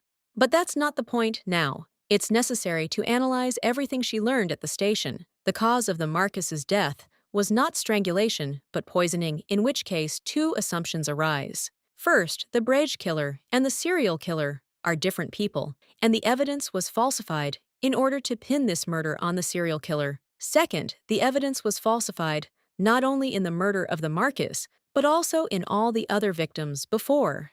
The princess won't be able to examine the bodies of the previous victims, but she thinks the second theory is more likely, plus that knot was unique. The maids use a fairly simple method of tying knots for garbage, but that knot was fundamentally different from it. The probability that all the victims were killed by one person is high, since all 5 nodes were identical. And if we think that the victims died from poisoning, and not from strangulation. The perpetrator does not have to be a large man over centimeters. A few days ago, she heard the testimony of the first victim from Bloomer. She said that this man was quite absent-minded in his work, so her brother fired her. She was very busy writing her scientific work. The stepmother was against this decision and asked to be understood. Therefore, upon learning of her fate, after she became Lady Mostyn's governess, she was very sorry. The second justification was that the cook changed the degree of doneness at his own discretion. Both victims had a point of contact with the Duke and had once annoyed him. But could this really have been the reason for the murder? He is, of course, quite cold, but he does not at all seem like a person who is capable of murder. Moreover, she learned the information that he was a murderer only from a short description of the work she found herself in. So if the guy is not a murderer, but just a suspect, then who is the real criminal? Sometime later, the emperor said that last time they were unable to finish their meeting in a humane manner because of the poisoning attempt, so he was very glad that everything had finally been resolved and they had all gathered together again, and now the meeting could begin. Our heroine noted to herself that Camilla looked as if she was up to something. Dast had joined them today, and her sister had influence over him. When asked if he had anything to say, the boy replied that the emperor's mercy was boundless, and he would like to hear an opinion on one matter. Because they have had the problem of making it more difficult to solve some problems in the justice system of their empire. Over the last years, the question arises as to what the consequences will be if they apply something to someone. Trumping legal terms, he turned to Princess Charlotte and asked her opinion on the matter. Our heroine was well versed in this topic, so she jumped up from her seat and muttered, asking where to begin. After a while, the man coughed and said that he had nothing more to add. It was a very good answer. The emperor exclaimed that this was more than satisfactory. The princess had recently been spending her time in the library, studying. They had almost missed it. Our heroine replied that he was overestimating her, but she thought to herself that they had given her questions on her specialty on a silver platter. How could she not answer? Suddenly, a servant appeared and announced that this was a list of planned official events at court. His Majesty muttered that the time had already come for a meeting of the imperial religion. This is an assembly in which representatives of the mandated countries of the empire, represented by high-ranking officials, take part in order to perpetuate and confirm the friendship of their peoples. However, in reality, this is simply a way to show one's loyalty to the emperor and the empire to which these countries belong. The assistant added that due to recent events, they have excluded participants from Cortina from the list. The emperor replied that good this time, the event would be held more solemnly than ever, so that no other country would even dare to do something similar to the deeds of Cortina. The servant said that there was one more thing, whether they should prepare for Princess Camilla's birthday party at the imperial palace this year as well. But His Majesty replied that no, this year let them spend it in the princess's palace. This year, they will be celebrating Princess Charlotte's birthday at the imperial palace. The girl was extremely outraged by this, and she started shouting why her father was doing this to her. Our heroine didn't understand at all what had just happened. The birthdays of princes and princesses are usually held in their own palaces. However, the birthday of one of the emperor's children, whom he chooses, is usually held in the imperial palace. For several years in a row, the choice fell on Camilla, and it seemed that she would be the heir to the throne. The last time there was an attempt at poisoning, Prince Philip said that if Charlotte had not suspected something was wrong, only Camilla would have remained alive among them and would have taken the throne. There was no direct evidence, but apparently these words were enough for the emperor to doubt his daughter. Her thoughts were interrupted by the Duke's voice, who approached her and said that today was the day of their meeting, and she had not forgotten about it. On the way, the girl thought about the fact that the Duke had started a conversation with her. However, she did not know at all what to talk to him about now, since she could not understand whether he was a murderer. The young man broke the silence and did not say that it turns out she has very deep knowledge of the laws of the empire. Whether she studied this, Charlotte replied that this was her specialty. Suddenly, the guy asked if she could be his partner at this ball in honor of the meeting of the Imperial League. He really likes to take part in this event. Therefore, let her not worry that he might be uncomfortable participating in it. The princess wondered if he had been so hurt by the fact that she had told him last time that he might not be her partner, after which she had replied that she could not wait. When asked if she had anything else to say to him today, the girl replied that she didn't think so, but she thought to herself that this was happening to him today. The girl really didn't understand what was wrong. Maybe there were some words that she always said but didn't say today. After which she said that he had something on his cheek, it seemed to be his beauty. When the Duke blushed, Charlotte was surprised that he really wanted to hear a compliment from her. For him, she was like a compliment machine or something. Is it really possible to think that this shy guy standing in front of her is a serial killer? The Duke said that he had heard that her dress had been ruined on the day of her debut, and the girl replied that he need not worry about it, as it was her fault. The guy objected that it was damaged because she was helping his little sister, so he was simply obliged to compensate for the damage, for example, with a new dress that she would wear to the ball on the occasion of the meeting of the Imperial League.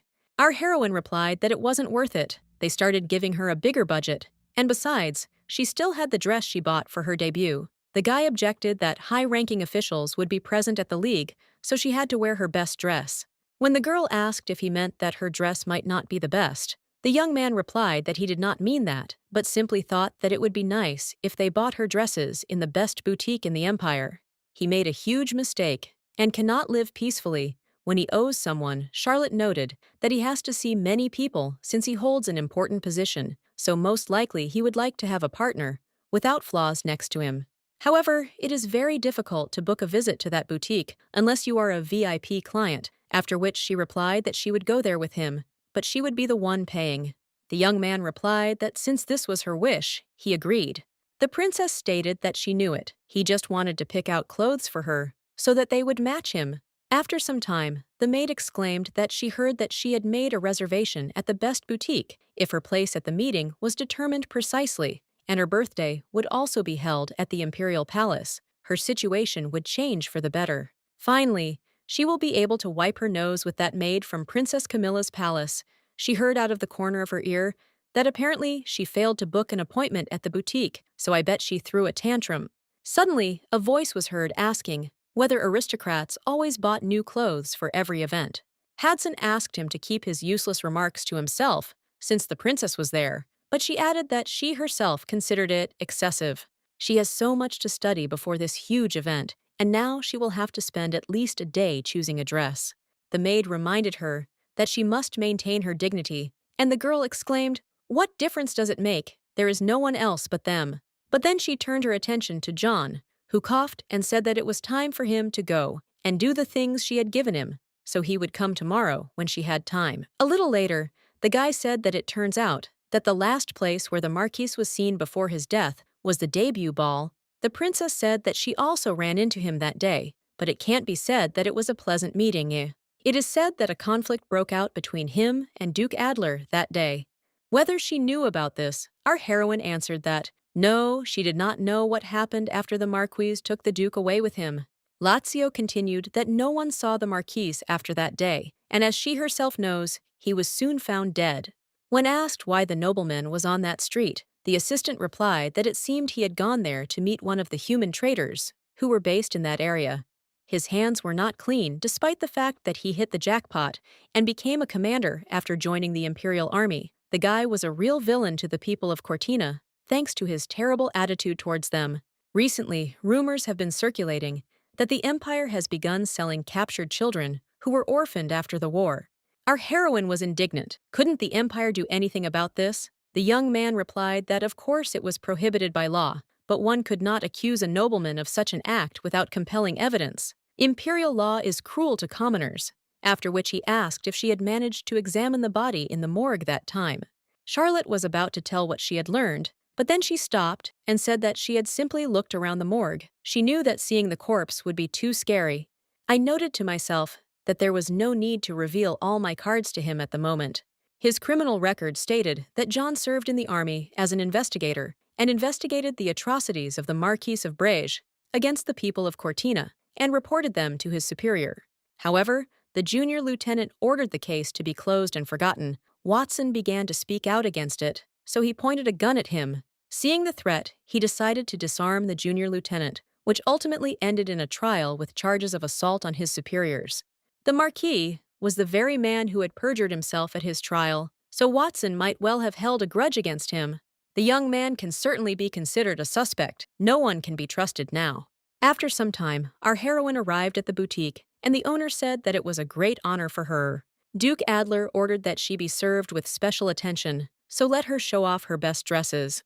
The princess muttered, whether they really had enough money. The maid replied that there was no turning back. She had to buy the dress, even if she had to cut the assistant's salary. A little later, Charlotte said that she would choose this dress, but she noted to herself that it was obvious even to a hedgehog that this was the most expensive dress here. Perhaps she should not have refused the Duke's offer to buy it for her.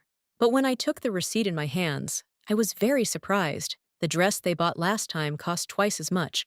So she muttered, is this really the right price? It can't be that cheap. And she noted to herself that, of course, she's not an expert on dresses, but even for her, this price is strange. The owner exclaimed that, how could he sell her the dress for a price lower than it actually was? When she herself was an interested party, it was the correct price, and therefore she could pay it. After the ransom, our heroine understood that something was clearly fishy here. When it suddenly started to rain, the maid exclaimed that the carriage needed to be brought to the entrance, but the girl replied that no, she just needed to call it, and they would run there. Suddenly, the guy stopped her and said that today she would have to be on her feet all day, that if she caught a cold, she was completely weak. He will bring an umbrella now, so let him stand there and wait, and on the way, he will call a carriage. Charlotte objected that then he will get wet, but the young man replied that had she really forgotten that he was a former soldier, some rain will not break him. The maid noted that sometimes he could be very rude, but he seemed quite kind. The princess agreed, and noted that she had chosen a good assistant for herself. Hadson added that there was no need to get attached to him. They didn't know what was going on inside him, and when she married the count, there wouldn't be a contract between them. The girl replied that she was aware of that. The maid continued that she wondered if the price of the dress was really correct or not. Our heroine exclaimed that she also thought it was strange. Adler had probably set it all up. But suddenly, the voice of a young man was heard, who asked what he had already managed to do. Apparently, Her Highness speaks of him very often during his absence. The girl objected that of course not. She just wanted to say that, thanks to him, she was able to buy a dress today. The Duke noted that he was very glad that she had picked out an outfit for herself. Why was she standing here? Was she really waiting for it to end too? Charlotte explained that she was waiting for the carriage to arrive, and what was he doing here anyway? The young man replied that this building belonged to his family. He came here on business, and did not think that he would meet her here. The princess noted that it was such a surprise, such a coincidence to meet the person for whom he had reserved a visit to the boutique, located in his building. Could he really be following her? No matter what thoughts she might have in his favor, he is still the prime suspect, and it is no wonder that he is looking for the right moment to kill her. After which she exclaimed, what a wonderful coincidence. Accidents are not accidental. They are definitely connected with fate. Suddenly, Alfred appeared saying that it was time to move on, and taking advantage of the opportunity, the Duke introduced them to each other. The girl was thinking that if this was his secretary, then he should know perfectly well what Adler was doing. Perhaps she could talk his ear off and get the information she needed out of him. Noticing that Charlotte was interested in the secretary, the Duke immediately nudged him and told him to go and call the carriage immediately, after which he asked if she had any business with him. The guy thought that she should have no reason to be interested in him. Our heroine exclaimed that in no case, it just seemed that way to him. When asked what that look was, then the princess replied that she did not understand what he was talking about at all. Her gaze was always riveted on him. After this, the young man handed her an umbrella and said that it was time for him to go as he had urgent business. This gesture was very sweet, but our heroine's attention was drawn to the rope hanging on the umbrella. Meanwhile, the secretary was indignant that he was completely wet, and he had a meeting with the owner of the Imperial Bank. The young man objected that the fact that his jacket was a little wet would not ruin the business. And in general, doesn't it seem to him that he's been preening himself too much lately? Alfred exclaimed in what sense actually. He had changed his clothes twice just this morning. And regarding the boutique, he warned the saleswoman to charge the princess only % of the cost of the dress, and the Duke would pay the rest. And he also asked her to say that this was the real price of the dress. Adler added that he hoped that he had also conveyed the words about her not selling dresses to anyone else in the empire. The assistant replied that of course, but now they would not receive rent from her for a whole year.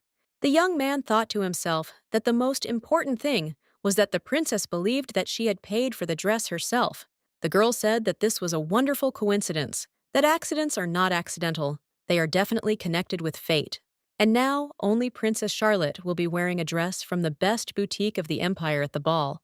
Meanwhile, John came running and said that there were no good umbrellas in any of the stores. Apparently, because the rain had started, suddenly everyone went to buy them. But suddenly, the guy saw that the princess had it in her hands and asked where they got it. Hadson explained that they had just accidentally met the Duke, who of course gave his umbrella to the princess. How caring he is. The young man muttered that he was so caring that he even created such an accident. The princess thanked him for the umbrella and said that since she already had one, she should take it for herself, otherwise she was completely wet.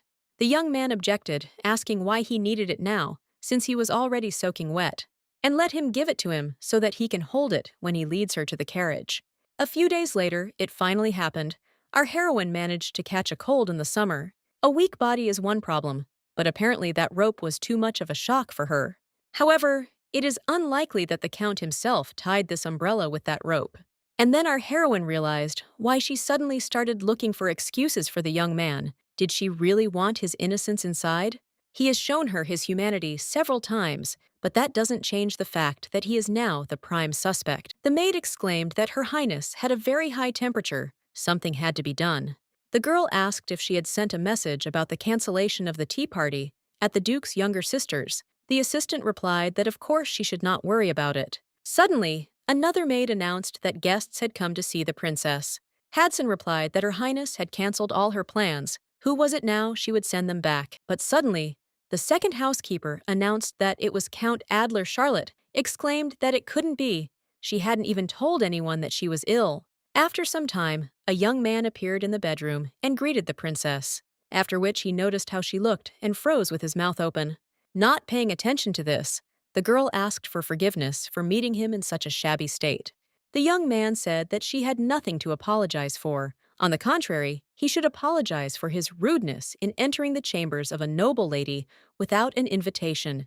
He would like to clear up any misunderstandings in advance, as he is a gentleman and has never entered the girl's private quarters. Our heroine replied that she knows she doesn't particularly care who enters her chambers.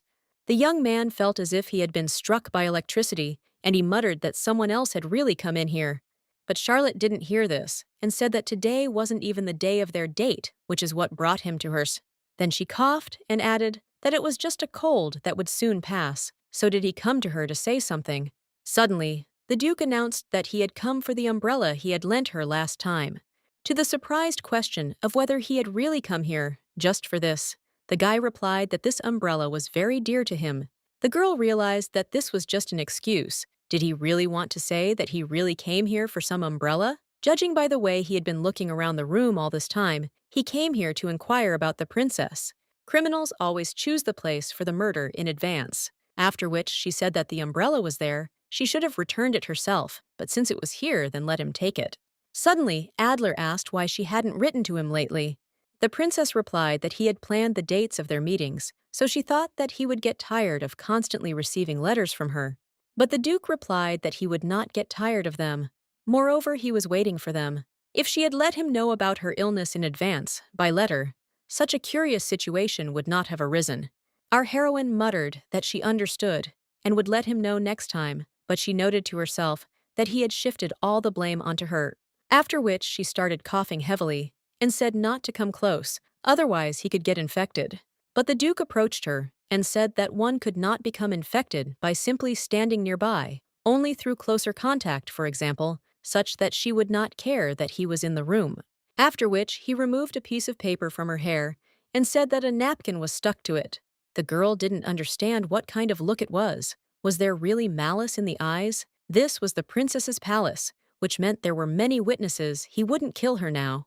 Adler stated that her body was very weak, and her wrist didn't even need to be squeezed to break it. Her pulse seems too fast. He heard that a cold goes away if you infect someone. The young man believes that he can do this as her fiancé, after which he began to lean towards her in order to kiss her. But suddenly, the voice of the maid was heard, who announced that she had brought them tea. Did the princess even see what a beautiful bouquet the Duke brought her? The guy immediately said that he simply took with him flowers that the gardeners had picked in his garden. In general, it seems that they have already finished with everything, so it's time for him to go, since there is a lot to do. Let him be careful. Charlotte noted to herself that it was very strange to hear her killer say that she needed to be careful, after which she shouted after him that he had forgotten his umbrella, but he seemed to have vanished. After which she stated that she knew he had not come for an umbrella, after which she told the maid to take the flowers to the living room. She noted to herself that even among flowers there are poisonous ones, especially these bright flowers. Who knows, maybe they are intended to kill her. The princess was just thinking that she could finally rest when she heard someone come into the bedroom. It was John, who stated that she was indeed ill. He was the one who told her. A few hours ago, the Duke's estate was informed that Charlotte had fallen ill. The sister added that she had caught a cold and had received news that their tea party was cancelled.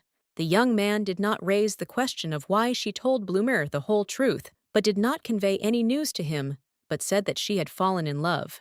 The younger one continued asking what he was even going to do. She was his fiancée. He should at least give her a bouquet of flowers and visit her. The guy replied that it was very inappropriate to show up in a girl's room without an invitation. Bloomer was indignant. How could he not know such elementary things about girls? When a girl is sick, she is mentally burdened, and she is waiting for her beloved to come to her. Let him go and get infected from her. They say that a cold goes away if you infect someone. The Duke replied that he would think about it, as he would coordinate his schedule with Alfred. But it would not be easy, while he noted to himself that he would have to reschedule his plans. Besides, the meeting was not scheduled. The princess could misunderstand everything. It would be difficult if she mistakenly assumed that he liked her. But a few hours later, a young man with a bouquet of flowers was already near her palace. He thought that he was her fiancé after all, which meant he could see his bride without any reason. Then he wanted to kiss her in order to catch her cold, but the maid interrupted them. Then, already outside the door, the guy thought that he had completely gone crazy, not only that he had entered her chambers without an invitation, but also this. Plus, he also ran into Watson, who greeted him. Adler noted to himself that this was the same guy who had taken the princess that day. He had bumped into him a couple of times in military school, and he seemed to have outstanding abilities, despite his lowly origins. It turns out that he is the very person who enters Princess Charlotte's chambers. When asked what he was doing there, John replied that he was responsible for Her Highness's safety. When the Duke asked him if he often came there, the boy replied that at least more often than his lordship. Adler replied that everything was clear to him, and added that he expected him to work until he lost his pulse, if the protection and safety of his fiancée required it. The princess asked if he had found out anything new. The guy objected that she was sick. Was that really what she was most worried about? Now the girl retorted that he was only coming to report to her. When asked if he couldn't just visit her, as if she were sick, the girl replied that if he really wanted to visit a sick person, usually flowers or fruit would be included with such a visit, and not such a red tape of paperwork. The young man said that this was information about the third victim's bakery. There was an accounting book and data on the activities. It is known that the owner of the bakery was a very kind-hearted person. He was involved in charity-distributed free bread to poor families, and on the day of the incident, he was on his way to distribute the bread. The princess thanked him and said that as soon as she learned something new, she immediately felt better, after which she sneezed loudly. Watson noted that if she got sick because of such a light rain, then she would be better off taking care of her health and not the investigation. Charlotte was indignant that she had not yet heard moralizing from him. Please let him put these papers on the table when he leaves. But suddenly, they all started to fall to the floor. The young man was surprised how it was possible not to hold a couple of pieces of paper in her hands. There was no strength in her. He would collect them and put them on the table so that she could look at them later, so let her not bother herself. The girl suddenly noticed that the papers were tied with a rope and froze in surprise. The outstanding abilities of a commoner and a person from a poor family can also become a curse for him. The closer success was to his hands, the more it was out of his reach, for despite all his achievements, the aristocracy was one step ahead of him. There were so few commoners in the military academy that they could be counted on the fingers of one hand, and besides, the young aristocrats always despised them and exclaimed what aristocrat would want to receive orders from a commoner. Therefore, they were content with the lowest ranks, since for them even this was a luxury, and in this difficult-to-achieve position, all he saw was lawlessness. The immorality and permissiveness of the officers in the mandated lands, which was due to their imperial rank as warriors, as well as the aristocrat cartel, who knew about this perfectly well, but simply turned a blind eye, while the one who, for the sake of justice, went against this and declared a protest, ended up behind bars. Although the unjust orders came from the aristocrats, and they were the only ones to blame, only the commoner, John, was declared a criminal. He was demoted and branded as a criminal. And the one who extended a helping hand to him was Princess Charlotte, the stalker of Duke Cillian, stupid and arrogant. You only have to look at her, and she will not leave a living place of you. At their first meeting, the princess made a surprising offer. She wanted to buy his loyalty. She declared that he had been treated unfairly, and she was the only aristocrat in the entire empire who said such a thing. The young man believed that she was clearly up to something. If he got involved with her, he would definitely get into trouble. However, this was too tempting an offer to refuse, so he decided that he could sell his return, even if it was a fake one. However, contrary to rumors, the princess turned out to be insightful and simple-hearted, and she also had a certain charm. Another thing that was different from the rumors was her love for Duke Cillian, which was actually directed towards Duke Adler. Irenicus von dem Adler, he who was as inaccessible to the common man as the sky.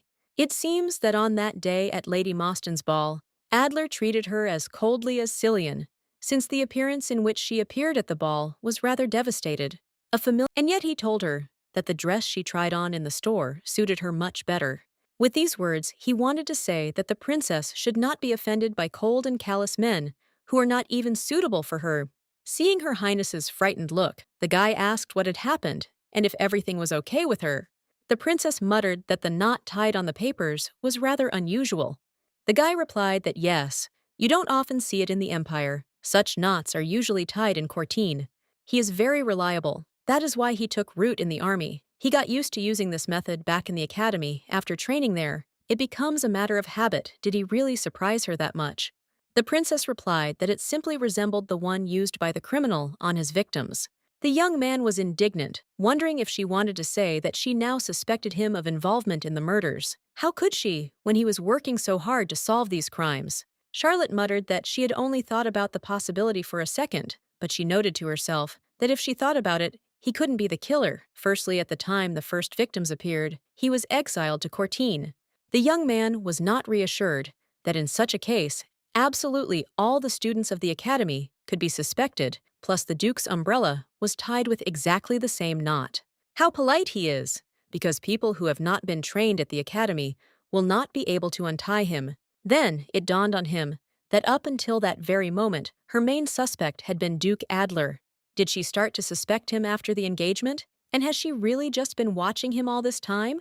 The girl replied that he is also a man over centimeters tall who has undergone military training, and besides, he is connected to all the victims in one way or another. When asked if that was why she had ordered them to find out about him, Charlotte replied that she had to find out whether he was a murderer or not before the wedding. The guy grabbed his head and said that only she could suspect Duke Adler of these crimes. The girl replied that that was why she hid it. He could help her conduct the investigation. After all, that was their agreement. The young man asked the reason why she told him all this. The girl answered, because she trusts him, and he is very reliable, but she noted to herself that despite the fact that she literally bought him out, John is helping her investigation from the bottom of his heart. The young man decided to clarify what made her think of him that way. The princess replied that he would not leave her to get wet in the rain. When the young man stated that it turned out that she did not love Duke Adler, our heroine suddenly began to cough, after which she added that she was not so carefree as to fall in love with a murder suspect.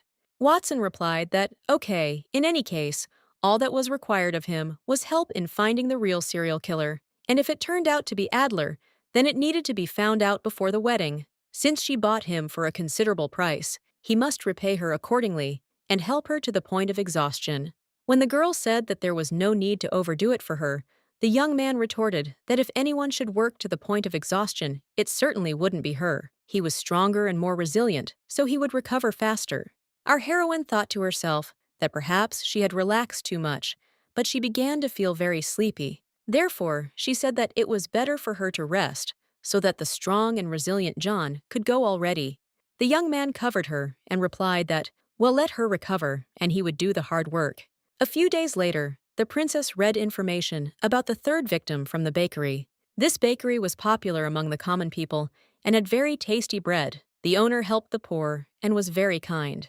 Duke Adler has no connection with this woman, and among the bakery's clients, There could not have been anyone connected with the aristocracy, since these were ordinary schools or canteens. However, the bakery's sales are not small, no matter how popular it is. How can the income be so great? Besides, the expenses compared to the income are not that much. What does all this mean? It's somehow too suspicious since she has the bakery's ledger in her hands. Then maybe she'll find out something. Suddenly, a maid appeared and announced that the Duke had set a date for their meeting. In the letter, the young man indicated that she could choose the meeting place on a certain date herself. Our heroine came to the conclusion that this was an excellent opportunity to examine the crime scene. The maid said that it was summer now, so they could organize a refreshing date on a yacht, or she wanted to go to the theater. Charlotte replied that she didn't know. Maybe she should try something new. For example, to see how ordinary people live. Hudson asked in surprise what she meant. But the princess looked at her seriously and declared that she would need her clothes for this date. When the Duke learned that she wanted to visit Baker Street, he said that he didn't remember there being any interesting places there. What she planned to do there. The girl noted to herself that there were many interesting places there, because that's where the main clientele of the bakery lived. After which, she said that she heard from a friend of hers who lives on that street that it is very interesting there.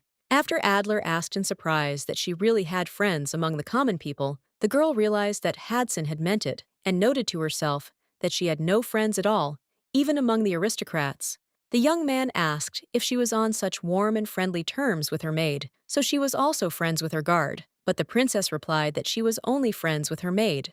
The Duke asked if she could not visit this street with her and go with him to some other, more pleasant place.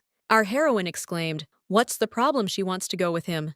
The Duke replied that, okay then, he would ask his assistant to book them a restaurant. For later, the girl objected that she would like to take a walk like ordinary people, without security and without secretaries.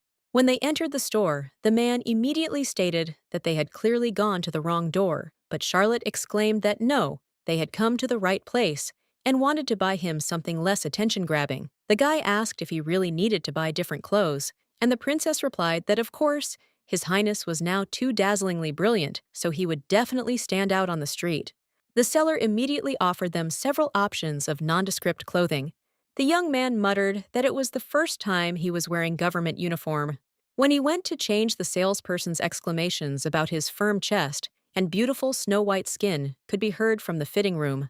The princess stated that, as expected, he combined a cold, handsome face and a flawless body. After the Duke appeared and asked if all government clothing was this uncomfortable, Charlotte froze in surprise. The seller said that even such clothes look great on his flawless body. The girl exclaimed that at first glance, she understood that it suited him very well. It did not seem to him that a pleasant aroma was coming from somewhere. It was the smell of love, her love for the Duke. She noted to herself that she almost blurted out that she fell in love with him at first sight. Although she had told him these words countless times, so why couldn't she today? When the salesman asked if the Duke would buy this outfit, the young man said that he would buy everything in this store, and it would still cost about the same as if he bought a couple of suits for himself. After this, he asked if they were now ready for a walk along Baker Street. Charlotte said his hair color would be a big eye-catcher, so please let him wear that hat. But the young man put a cap on her head and said that if anyone's hair color was going to catch the eye, it would definitely be hers. On the way, the young man asked her if she had already decided where they were going now. Our heroine pointed her finger somewhere to the side and said that she wanted to go to that restaurant. This is the bakery's largest customer, if you believe the accounting records, since they have been buying baked goods there for quite a long time, then it is worth starting the investigation from there. Charlotte ordered one portion of the well-done meat dish, one basket of bread, and one chocolate cake. The guy said that he thought that even at the military academy, the atmosphere was nicer than here. The girl asked if he wasn't having fun here. Adler replied that the princess should be more unfamiliar with this place than he was. Our heroine said that she would tell him something in confidence. She secretly left the palace and walked around such places. Does he remember how she got drunk on New Vood Street? When their order was brought, the princess noted that it was some other kind of bread. The waiter noted that apparently she had not been there for a long time since they had to change the supplier of baked goods. The owner of the bakery that supplied them with baked goods had an accident. It's a shame because he was a good person. Our heroine exclaimed what a pity, and the Tory became sweeter before they were not so cloying and tasty. The waitress objected that in fact, The cake she was eating right now was less sweet than the one from the previous supplier. The desserts from that bakery were a real delight, and a paradise for those with a sweet tooth. They seemed to be addictive and enchanting. The most popular was the vanilla bun with custard. The Duke noted that she was quite knowledgeable about the baked goods from that shop. Had she ever been there? The girl replied that Hadson had recommended that shop and asked him to be sure to bring her some buns from there. When asked if he had heard of him, Adler replied that such things did not particularly concern him, so he was not interested. The young man believes that even a princess does not necessarily need to be interested in such things. Charlotte replied that perhaps that was so, but when she entered his family and was in charge of the house, it would be better for her to know more about housekeeping. Didn't he think so? When the boy started coughing, the princess did not understand why he was embarrassed, or whether it was because she would not have time to become the mistress of his house since she would die first. After which she asked whether she would not be taking care of the house. When they got married, the young man muttered that his stepmother was doing this now, but he thought that they would resolve this issue. The princess said that she had high expectations from this bakery, but unfortunately the guy had already died. It's a shame. I wonder what happened to him. Did he drown or something? The young man replied that if she was so interested, they could go and find out the details. Charlotte noted to herself that his reaction was completely different from the last time, which meant he didn't know anything. After which she took a piece of chocolate cake and said that he simply had to try it. While the Duke was indignant at what kind of childish pranks this was, the princess told him to open his mouth and muttered that an airplane was flying. In the end, Adler had to try it, and he said that it was indeed very sweet, just as she said. The girl thought to herself that the basis of speculation is a way to extract information from an interlocutor based only on a couple of known facts. If you asked someone a question and they started to defend themselves, the reason is that they suspect that the motive behind your question is impure. On the other hand, everyone likes to feel smarter when teaching others. If during a conversation you intentionally omit some details or convey them falsely, then the interlocutor, if he has the information, will correct you and add more details. A feeling of incompleteness when studying the ledger arose from the absence of an entry for the purchase of sugar and flavorings. It is impossible to imagine a bakery without these ingredients. This was noticeable due to the disproportion between income and expenses. She thought maybe the pastries really were made without sugar, so she covertly asked the waitress about it, but it turned out that the pastries were even sweeter, and the vanilla cream bun was a bestseller, so contradictions arose. But the Duke did not fall for her questioning tactics. Even though she made many mistakes in describing the victim, she masterfully wriggles out of it, or he really doesn't know. Adler asked why she was looking at him, like that was there something on her face, or something. The princess replied that yes, sheer charm. It seems he is not a big fan of sweets. The young man replied that yes. The girl said that she herself has a sweet tooth, but it seems that sugar is expensive in their country. Adler replied that she had rights. The rights to sell and produce sugar, as well as the rights to extract minerals, were monopolized, and the imperial court sold them to the nobles. The rights to sugar were owned by the family of the Marquis of Dost and also the family of the Empress. It dawned on our heroine that the Dost family is the fourth victim of the serial killer, namely the Marquis's secretary. I wonder if there is something that connects them. After some time, the Duke asked where they had come. The girl explained that it was a new establishment that had appeared on the site of the bakery. Since she had come to these parts, she had to visit there, after which she ordered 2 glasses of whiskey. Adler tried to stop her and told her that she couldn't get drunk and rowdy again. Charlotte replied that she would be careful today and try to avoid getting into jail. Then I asked the guy if he had received the place that previously belonged to the bakery. He answered that, yes, but it was a pity since the owner had been engaged in baking for a long time. The princess stated that apparently he did not have a family since the bakery was closed. The young man replied that yes, he lived alone for a long time, since he was not a local. It was not exactly known where he was from, but he was very kind. Suddenly, a cry reached them. What should they do now because the man had debts twice as big as he had before? The owner, they always incite debtors to gamble, saying that they will forgive their debt, but in the end their debt always doubles. He would like to throw them out, but he doesn't have the courage. Suddenly, one of them turned dismissively to our heroine and asked why she was staring at them and that she should lower her eyes immediately. The seller immediately began to try to calm him down and said that he simply misunderstood everything. But the man did not calm down and said that the little girl had completely lost her fear, after which he even swung at her. Our heroine noted to herself that apparently, because of their clothes, he thinks that they are ordinary people. Maybe it's worth getting it from him once, so that later, his life won't seem like a bed of roses. But it will hurt, of course. Many a knight grabbed him sharply by the hand and muttered that he was so stupid that he was about to raise his hand against a well-bred girl. Another young man grabbed him by the shirt and exclaimed why he was even interfering, why he was waving his arms. Without, his buddies shouted what kind of infection they had come across and rushed to attack. Watching, after a short period of time, it actually began to look more like a beating than a fight. The owner decided to intervene in the fight and asked them to stop. Why don't they settle it like men properly, according to all the rules, in a one-on-one fight? After some time, the boys got ready to play cards. Our heroine thought that he would refuse. Perhaps he was drunk from the whiskey. But okay, let it be so. After which she exclaimed what he was doing. Since he would lose this way, the guy replied that playing cards at the academy was a kind of punishment. Charlotte was indignant that he had just lost his watch. At this rate, he would return home in his underwear if he was lucky. Meanwhile, the opponent declared that he had a straight, and his friend had nothing left but his clothes. The Duke asked if she had anything to put on the table. The girl thought to herself that she was losing so miserably and still wanted to continue, and her facial expression was exactly the same as that of the gamblers she worked with. After which she told him to step aside and stated that they were changing the player. After a short period of time, our heroine had a full house, so she said that she could take the watch. To the young man's surprised question about how she managed to do this, our heroine replied that one could say that it was in her training program. She noted to herself that she learned this from an inveterate gambler when she was investigating a case of an illegal gambling house.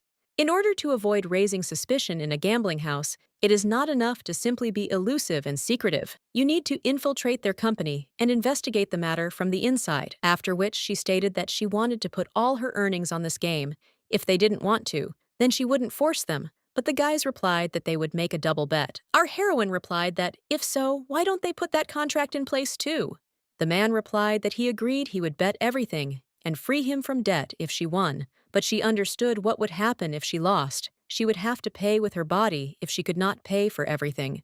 Then he laid out cards of the same suit on the table and said that she needed to calm down. It was not proper for a young girl to behave like that. But the rivals rejoiced too soon because our heroine ended up with a Royal Street Plus. After which she stated that the uncles should tone down their ardor. It is not appropriate for adults to behave like that. After some time, when giving him the contract, Charlotte said that it would be better for him not to get involved with loan sharks. This is a release from the debt obligations. The man said that he himself did not want all this, but he had no choice because his child was sick. Our heroine handed him the jewelry and said that she didn't know how much it cost, but let him buy medicine with it. After all, the absence of debt does not mean the appearance of money. The man burst into tears and said that he did not understand how this was possible because he was seeing her for the first time, and she was so kind to him, thank her very much. He would definitely repay her for her kindness, if only he would tell her his name. But the girl replied that it was okay, it would be enough for her if he simply lived happily, and it was time for them to go. On the way, the guy asked if she had always been so unceremonious, just helped that man and his sister. She had absolutely no benefit from it. Charlotte thought to herself that yes, she had no benefit from it in her past life. She was always surrounded by scenes of injustice. After which she said that she asks for forgiveness, that because of her today, he saw so much that was inappropriate. If this is unbearable for him, then it will not happen again. But the young man objected that he did not say that it was unbearable for him. Thanks to her, there were also pleasant moments. It was the first time the young man had seen anyone shuffle the cards so quickly. The princess said that hands are usually faster than eyes, and she was so afraid that she behaved inappropriately again. The Duke objected that, on the contrary, he liked it. Suddenly, the guy pulled her close to him, and when she asked in surprise what had happened, he explained that someone was following them. The girl suggested that these were the people from the tavern. The guy replied that it would be good if it were them. However, if it was someone who knew their identities, then this would definitely create problems for them. Taking out his pistol, the young man added that he hoped there would be no need for bloodshed. When asked how long he had been carrying it with him, the Duke asked if she really thought that he would walk with her carefree through these streets without a weapon. Then he said that they would now have to run a little. Was she ready for it? after which they suddenly began to run quickly, trying to break away from the attacker. After some time, the one who was watching them could not understand where they had gone. It turned out that the young man had suddenly pulled her around the corner and pressed her to himself so that she would not make a sound. Suddenly, they heard the voice of their pursuer, who exclaimed that it would be the end for that man if he failed. Then he looked around the very corner where the boys were standing and saw them. Adler reacted very quickly and immediately struck him with the handle of the pistol. Examining him, the Duke stated that he had a dagger. Would the princess recognize it? Charlotte began to be indignant at who he took her for, but suddenly, Adler covered her mouth with his hand and told her to stop. The guy said he heard a sound like several people were coming here. Maybe he will have to use the weapon for its intended purpose. Without thinking twice, the princess picked up some kind of stick for self-defense. The young man thanked her for her initiative, but told her to be careful and not to get hurt. As the young man pointed his weapon at the approaching people, the familiar voice of Alfred was heard, who exclaimed in fear, "His lordship!"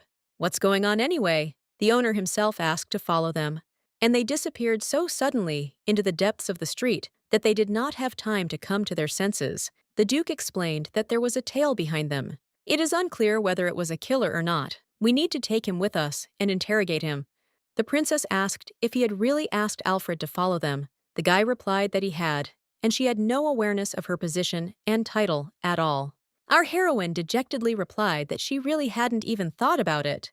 The Duke replied that it was nothing to worry about, but it was fun, and it would probably have been even more fun if he had seen her waving her stick. After the interrogation, which did not lead to anything special, they were faced with busy days of preparation for the meeting of the League of the Empire. Our heroine believed that she would die sooner than learn the history of all countries and their representatives. At least she has experience passing state exams. When she bumped into John, she was surprised that he had been waiting here all this time, since it was so hot outside. The guy replied that there were many shady places around. "It is not at all difficult for a young man to wait for Her Highness." Charlotte exclaimed that she had good news. The personal guards would not be allowed to enter the building due to the security regulations of the Imperial Palace, so he could not come tomorrow and have a good rest. The young man was indignant, asking who would guard her. The girl replied that the Emperor's palace had its own guards. The young man looked upset and asked if Duke Adler would be her partner tomorrow. The princess replied, "Of course, who else?" Watson exclaimed that she had absolutely no sense of self-preservation. She herself said that she was followed when she was with him. She did not know for sure who it was. Charlotte objected that even so, she would not be able to take him into the Emperor's palace. The guy objected that she could at least protect herself from the murder suspect. The girl replied that only by being near him could she find evidence the young man did not understand why she should expose herself to danger and find this evidence. Our heroine didn't know what to answer to this. She couldn't say that she was one of this killer's victims, and if she didn't find him, her death would be inevitable. After which she said that the princess cannot distance herself from her fiancé without a reason. A short time later, the day arrived for the ball to be held in honor of the meeting of the Imperial League. The maid admired how beautiful our heroine was. She knew that this dress would suit her, and she was very glad that, after so much time, they were able to prepare the best dress for her. The princess thanked her and thought to herself that of course they could not calmly choose a good dress, because before she had arranged prices in salons, that she had even been thrown out of there, after which she muttered that it seemed the Duke was going to come to the palace. Seeing her off, Hadson said that yes, he had been busy since the morning, but he still decided to pick her up from the palace himself and go with her. At the sight of the Duke, the princess froze for a second and thought that, of course, a man whose beauty could light 1,000,000 hearts would look exactly like this. After which she said that even today he looks simply flawless and incomparable. The young man replied that he could say the same about her. This dress suits her very well. The girl replied that it was all thanks to him. He paid for it no matter what she thought. She couldn't find another explanation for such a low price. Adler said that he didn't understand what she meant. The princess said that she had no intention of protesting against this. She simply wanted to thank him, but the young man objected that if she were to thank him, it should not be him but the boutiques. Then she asked if there had been any problems. During this time, the girl replied that, except for the fuss due to preparations for the ball, Irenicus reported that he had found out the identity of the man who had pursued them that time. This was Prince Frederick's man. In addition to his meager fighting skills, he also turned out to be a talkative person. They did not even begin to torture him, as he himself revealed that it was he who sent him. Our heroine thoughtfully muttered what information he wanted to find out from them. She noted to herself that she knew that the prince did not have the most positive feelings for her. Every tea party made this clear. Since the guy had switched to surveillance, it meant he had decided to find her weaknesses. After which she stated that it was not an attack, but surveillance, since the man had a weapon with him, but did not use it against them. He would have received a big punishment anyway, since he is dealing with the royal family, so if he wanted to harm, he would have definitely done it, but not like this. The young man replied that she was right. Frederick wanted to gather useful information about her. Since they had received his confession, she could make this truth public in the imperial palace. Our heroine was surprised that he really wanted her to reveal the prince. The guy replied that yes, it would also help her in many ways. He will testify himself, so she need not worry about the emperor's reaction. In the palace, espionage is a fairly common practice. If Charlotte reports him now when she has not suffered any harm, the prince will also not suffer any punishment. On the contrary, she could trip herself up, since it would also be revealed that she walked the streets of the common people and brought shame on the imperial family. So she replied that it was not necessary, no one was hurt, there was no point in complicating matters unnecessarily. The Duke replied that if she thought so, then he understood her, but it would be good to be wary of Frederick's people for a while. The girl thought to herself that, wow, the one who could be her killer is worried about her every time she lets down her guard because of his behavior, even though he is the main suspect. When they entered the hall, it was announced that Her Highness Princess Charlotte and His Serene Highness Duke Adler had arrived. There they were immediately met by Madame Taylor. She has a huge concession in the empire, and is also the emperor's sister, which makes her the aunt of our heroine. The woman stated that the last time they met she was scary to look at, but since then she seemed to have changed her preferences. She also heard that the girl had recently distinguished herself. Our heroine began to panic inwardly, wondering what she had heard about her.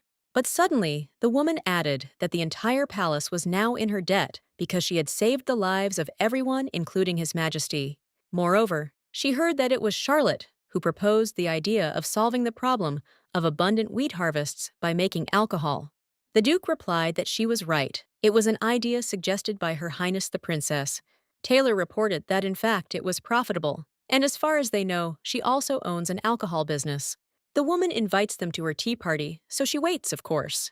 It may seem like a simple tea party, but in fact, it is a gathering of the most influential and powerful women of the empire. Being invited there means that you have become one of these influential women, and for Charlotte, this means that her chances of becoming an heir have now increased to the skies. People around exclaimed that they heard that it was she who prevented the assassination attempt committed by the man from Cartina. At every internal meeting, she shows herself from the best side. They say that the emperor recognized her palace. The princess thought to herself that this was on a completely different level when compared to Lady Mostyn's ball. Suddenly, a young man appeared who said that for the first time, he was able to greet the princess. His name is Derek Pondem Linderman. Our heroine thought to herself, who knew that she would be the center of attention? It's good that she prepared in advance, after which she said that she had heard about him. He runs a successful business in the Principality of Demios. The guy replied that it was a great honor for him to be recognized by her. Suddenly, the Duke intervened in their conversation, saying that Her Highness would soon have to leave to attend an event at the Imperial Palace, so all the best. Linderman bowed and said that he hoped to meet her soon. The Duke retorted that he did not know whether there would be a reason for them to meet with Her Highness again. When he left, the princess asked if there wasn't still about an hour left before the event. The guy objected that they couldn't be late. After the girl expressed indignation that she had not even had time to exchange words with him, Adler asked if she had a reason to talk to him. A young man can't stand people who don't see boundaries and touch what belongs to him. The girl did not understand what they were talking about. Perhaps they had some kind of conflict related to their businesses. Suddenly, Duke Cillian approached them and addressed the princess. Our heroine asked what was the matter, whether he had any questions for her.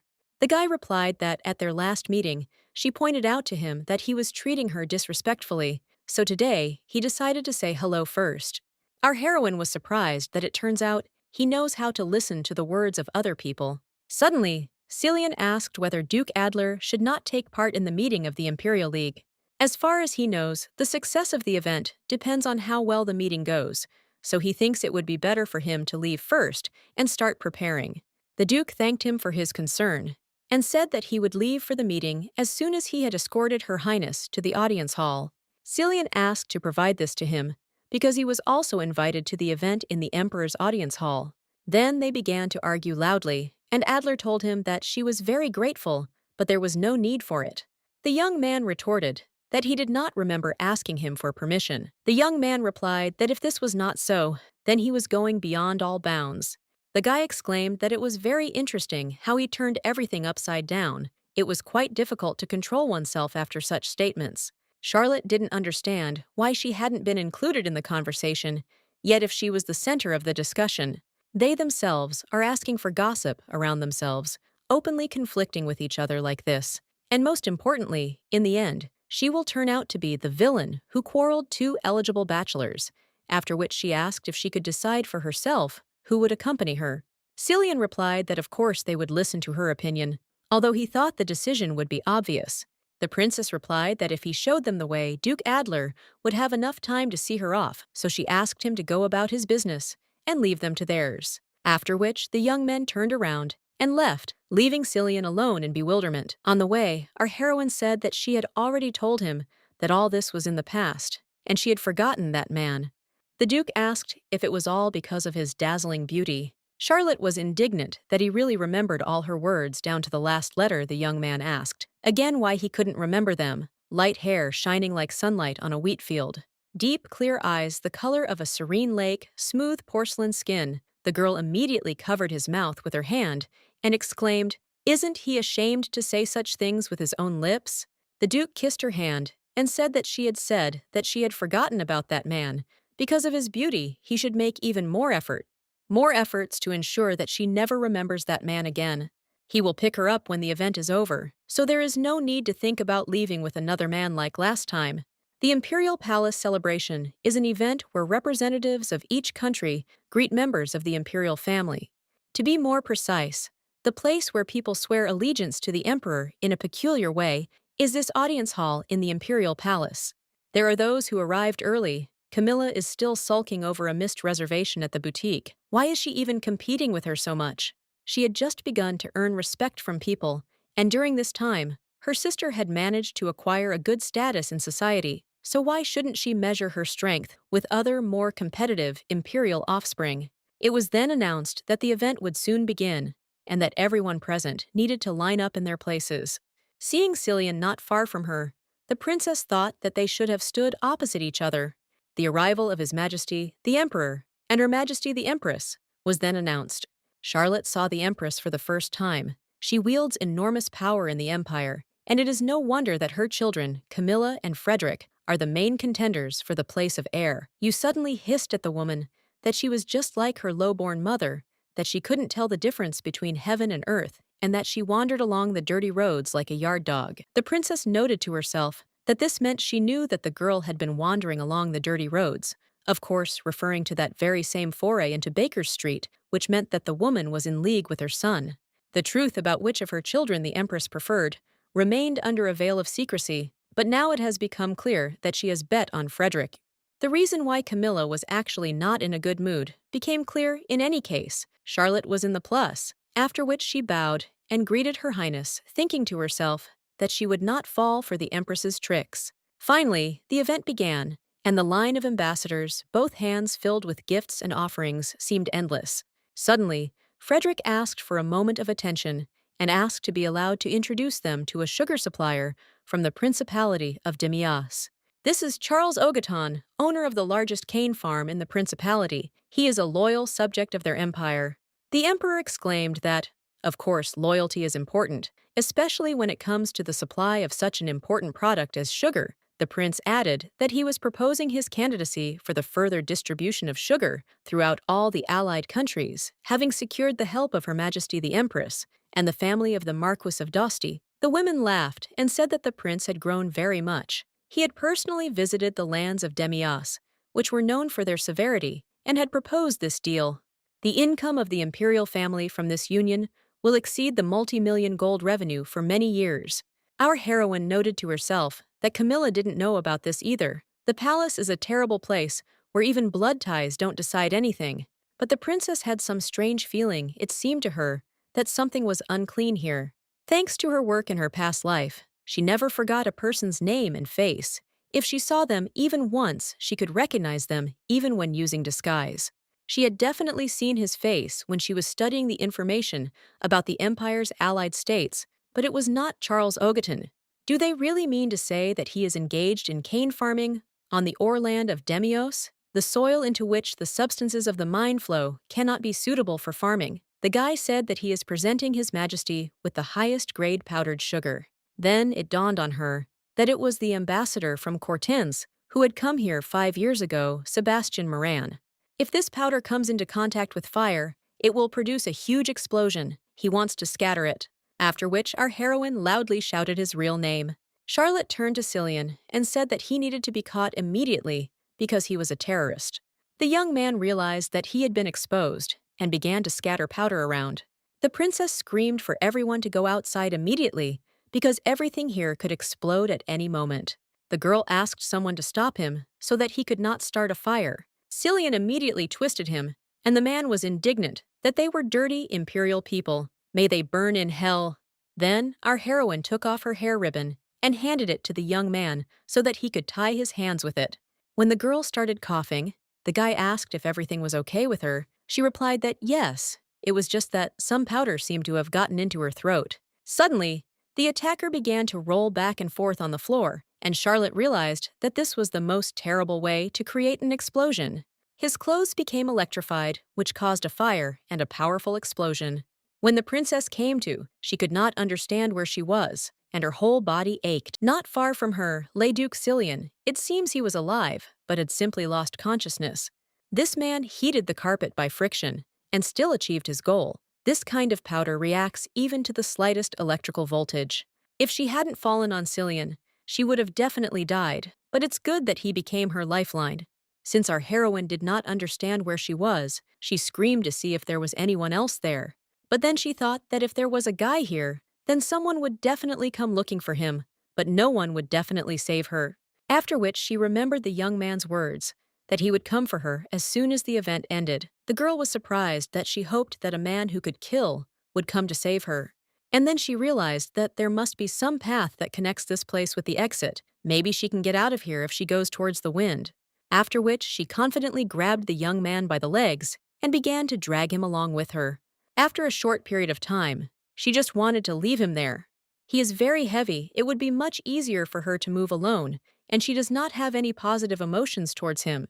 Although it is difficult for her to move around alone, she will not expose herself to risk because of a man with whom she has no connection. But she still couldn't leave him, because if she left a man like that, who had put himself in danger because of her, she would become a simply terrible person. On the way, the girl saw some kind of brightly glowing crystal, but she couldn't understand what it was. A precious stone of some kind. It gives off such a bright light that it can be used to light the road. But suddenly, the crystal seemed to begin to vibrate, and a blindingly bright flash appeared. Our heroine did not understand what happened, but after that, it was as if he became an ordinary pebble. But then she realized that she seemed to feel better, but while she was carrying him on herself, she had managed to get exhausted. Plus on top of that, it was as if there were no wounds on her body. What was this? That's right, she recently read about this in a book when she was in the library recently. The magical stone, which was the source of magic, was mined in the Asgard Empire several decades ago, but in the 20th year, the last such stone was found on the island of Phoebe, and after that, no one found them. In the Empire, these stones have definitely disappeared, and this is precisely why the magicians disappeared. So how did it happen that she found this stone in the basement of the palace? And it seems there were no others around, which is a pity, because they are terribly valued in this world. It would be simply wonderful if with the help of magic, she could move to another place, or at least bring this person to his senses. But suddenly, a magical glow appeared from her hand, and the scratches on the young man's face began to heal. While the princess did not understand what had just happened, the guy began to come to his senses. Seeing her, the young man suddenly jumped up and asked what had happened. Charlotte exclaimed how good it was that he had woken up, but she thought to herself that if she wanted it very much, everything would happen, and she was finally freed from this hard work. When she finished explaining the whole situation, Cillian said that he was now in her great debt. It was very difficult for her to lift him and carry him all this time. Our heroine replied that she couldn't leave the man who saved her life in danger, and she noted to herself that although she was a little angry, the result was pleasant.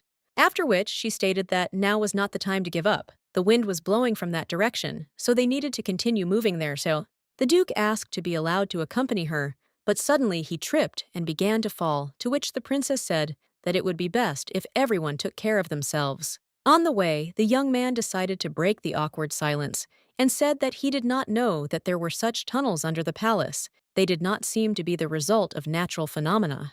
When asked what if these were not natural caves, then someone in the empire had created them, the young man replied that he did not know exactly who it could be, as this place was not under the control of the empire. Charlotte exclaimed, "Does he mean that there might be tunnels dug by enemy states here? If so, then the empire is in great danger. She will definitely investigate this issue once she gets out." I thought to myself whether it was worth considering that they had successfully fallen into this cave. Perhaps this was Cortina's machinations again. Suddenly, Cillian said that thanks to her looking after him while he was unconscious, the guy was not hurt and was sincerely grateful to her. The girl objected that it was because he had saved her, but she noted to herself that she thought that the details about the magic stone should be kept a secret. Suddenly, the young man added that he apologized for all the inconveniences he had caused her over the years. He knew how she felt, but asked her to give him a chance to improve in her eyes. The princess replied that she didn't even know. Everything that was between them wouldn't disappear just because they fell here because of the explosion. I also noticed about you that just recently he was throwing mud at Princess Charlotte in front of everyone, and he thinks that a couple of minutes in the cave will make her forget about it. The young man objected that however she had saved him, because he had saved her from death, the girl thought to herself that it was only because of her moral convictions. The guy continued that, when he woke up, he understood everything when he saw her bright smile, how sincere the girl was towards him. Our heroine did not understand what he was carrying. It was a smile of joy that she would no longer have to carry him. Well, okay, it's his choice. I don't want to argue with him in this situation. Then they saw some kind of hatch and decided that this was the exit. They could hear noise from outside and the sound of water. It seemed that this place was connected to the palace drain. The young man said that he would lift her up and she would try to open it. When the Duke caught her, he asked for forgiveness, because it was necessary, and therefore apologized for such unceremoniousness. After the hatch began to rise, the guards immediately noticed it and began to shout who was there. The princess suddenly appeared and exclaimed that they should not stand there like idols, but should come and help her. Charlotte asked if everything was all right with His Majesty, whether other people who were in the hall were hurt. The knight replied that no one was hurt. The fact that the criminal ultimately did not reach his destination was due to the princess and Duke Cillian. When the young man said that they needed to return to the palace, the girl exclaimed that she would go with him. The imperial family and aristocrats are safe, but there are many wounded among the servants, as they were taken out last. Some of the guests exclaimed that the princess was safe. They were so worried about her, because she literally fell into the ground. God himself really saved her from surviving such an explosion. Our heroine replied that everything was fine. There was no need to worry. The princess looked for Adler and did not understand what was happening, but he said that he would definitely take her. Suddenly, a maid approached her and asked to be allowed to examine her wounds. The girl was very surprised as she heard that she was standing right next to the place of the explosion, but there was not a single scratch on her. The princess exclaimed that she was just lucky. Suddenly, John appeared next to her and asked if she was okay. Then, Hadson clung to her, sobbing and saying that, thank God she survived. The aristocrats were outraged. What kind of disgrace was this? And where was the respect for the princess? Our heroine hissed that she needed to talk to her servants separately, so she asked everyone to move away. After which, she asked how they got here. The maid replied that they were so worried because they thought they had lost her. Today is Watson's day off, but he was worried about her and decided to come to the palace anyway. And then they suddenly heard an explosion. All the people were in their places, and only Her Highness was not visible. The building could have collapsed, but John still went to look for her, the girl exclaimed, meaning he decided to look for her in those ruins. It's dangerous. The guy replied that only Duke Cillian's men were sent to search, and he couldn't leave her in danger. The princess exclaimed what he would do if the building collapsed, a completely reckless act. The young man was indignant that she was suggesting that he just watch her die or something. So, their argument was interrupted by Cillian, who came up and said that he would like to express his gratitude again for saving him and let him repay her. The girl replied that, okay, in principle, he could pay her back with money. Suddenly, the young man asked if she had noticed that Duke Adler had not even moved. The princess objected that it was none of his business, but the guy retorted that he was only telling the truth. After his words, our heroine turned around and began to walk away. Before everyone had time to recover from the incident with the poisoned food from the cook, who turned out to be a spy, a terror occurred that shook the entire palace. The angry emperor would have liked to wipe Cortina off the face of the earth, but it was impossible not to take into account all the natural benefits of their lands, which were very useful for the empire. Therefore, in the end of this situation, only the accomplices to the crime were left torn to shreds. Hadson was furious. This is a yellow press, not a newspaper. They need to be ruined because they slander the imperial family. The abandoned princess, if the imperial newspapers focused on what they did to the duke on the day of the explosion, then the lower-ranking newspapers considered a completely different issue, that the princess remained alone with her former love, and that Adler did not come to the rescue. The maid believed that the duke must have had some good reason for not coming. In fact, Charlotte wasn't even offended, since she knows exactly why he wasn't there. It's a secret that only she knows about in the entire empire. Therefore, she replied that it was okay, but her favorite assistant had come for her. John sighed heavily and said that the palace was teeming with criminals. At this rate, there would soon be no room left in the prisons.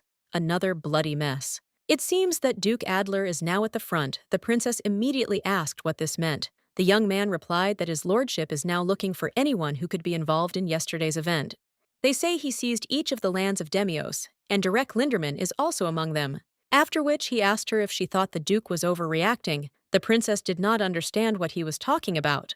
Watson replied that he was somehow suspicious. He didn't even show up at the scene yesterday, and today he's at the forefront of investigating the case. The girl was indignant that he really wanted to say that Adler was involved in this. It was clearly the people from Cortina who were to blame. John retorted that the culprit died at the scene of the crime, but the duke had received enormous profit from this crime. If the mines were closed, then only the Adler mines would remain. Charlotte shouted that these were completely unfounded accusations. The method of committing the crime was fundamentally different. The young man objected that this case was different from serial murders, since the motive was completely different. A criminal will do anything to get what he wants, so it is not the case that a murderer kills in only one way. If he were in his place, he would never have stood aside upon hearing that his bride was in danger. Suddenly, a maid appeared and announced that Duke Adler had come to see the princess. During the meeting of the Imperial League, important things were discussed in the negotiating room.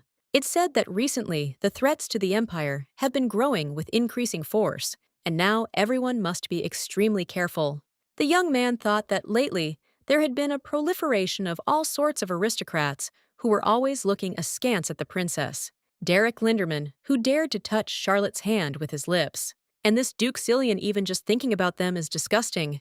His thoughts were interrupted by a male voice, which asked if he disagreed with something. The Duke replied that no, everything was fine. Suddenly, everything around literally began to shake. Those present did not understand what it was. Servants immediately rushed into the room and shouted that there was an explosion, that there had been an explosion in the palace.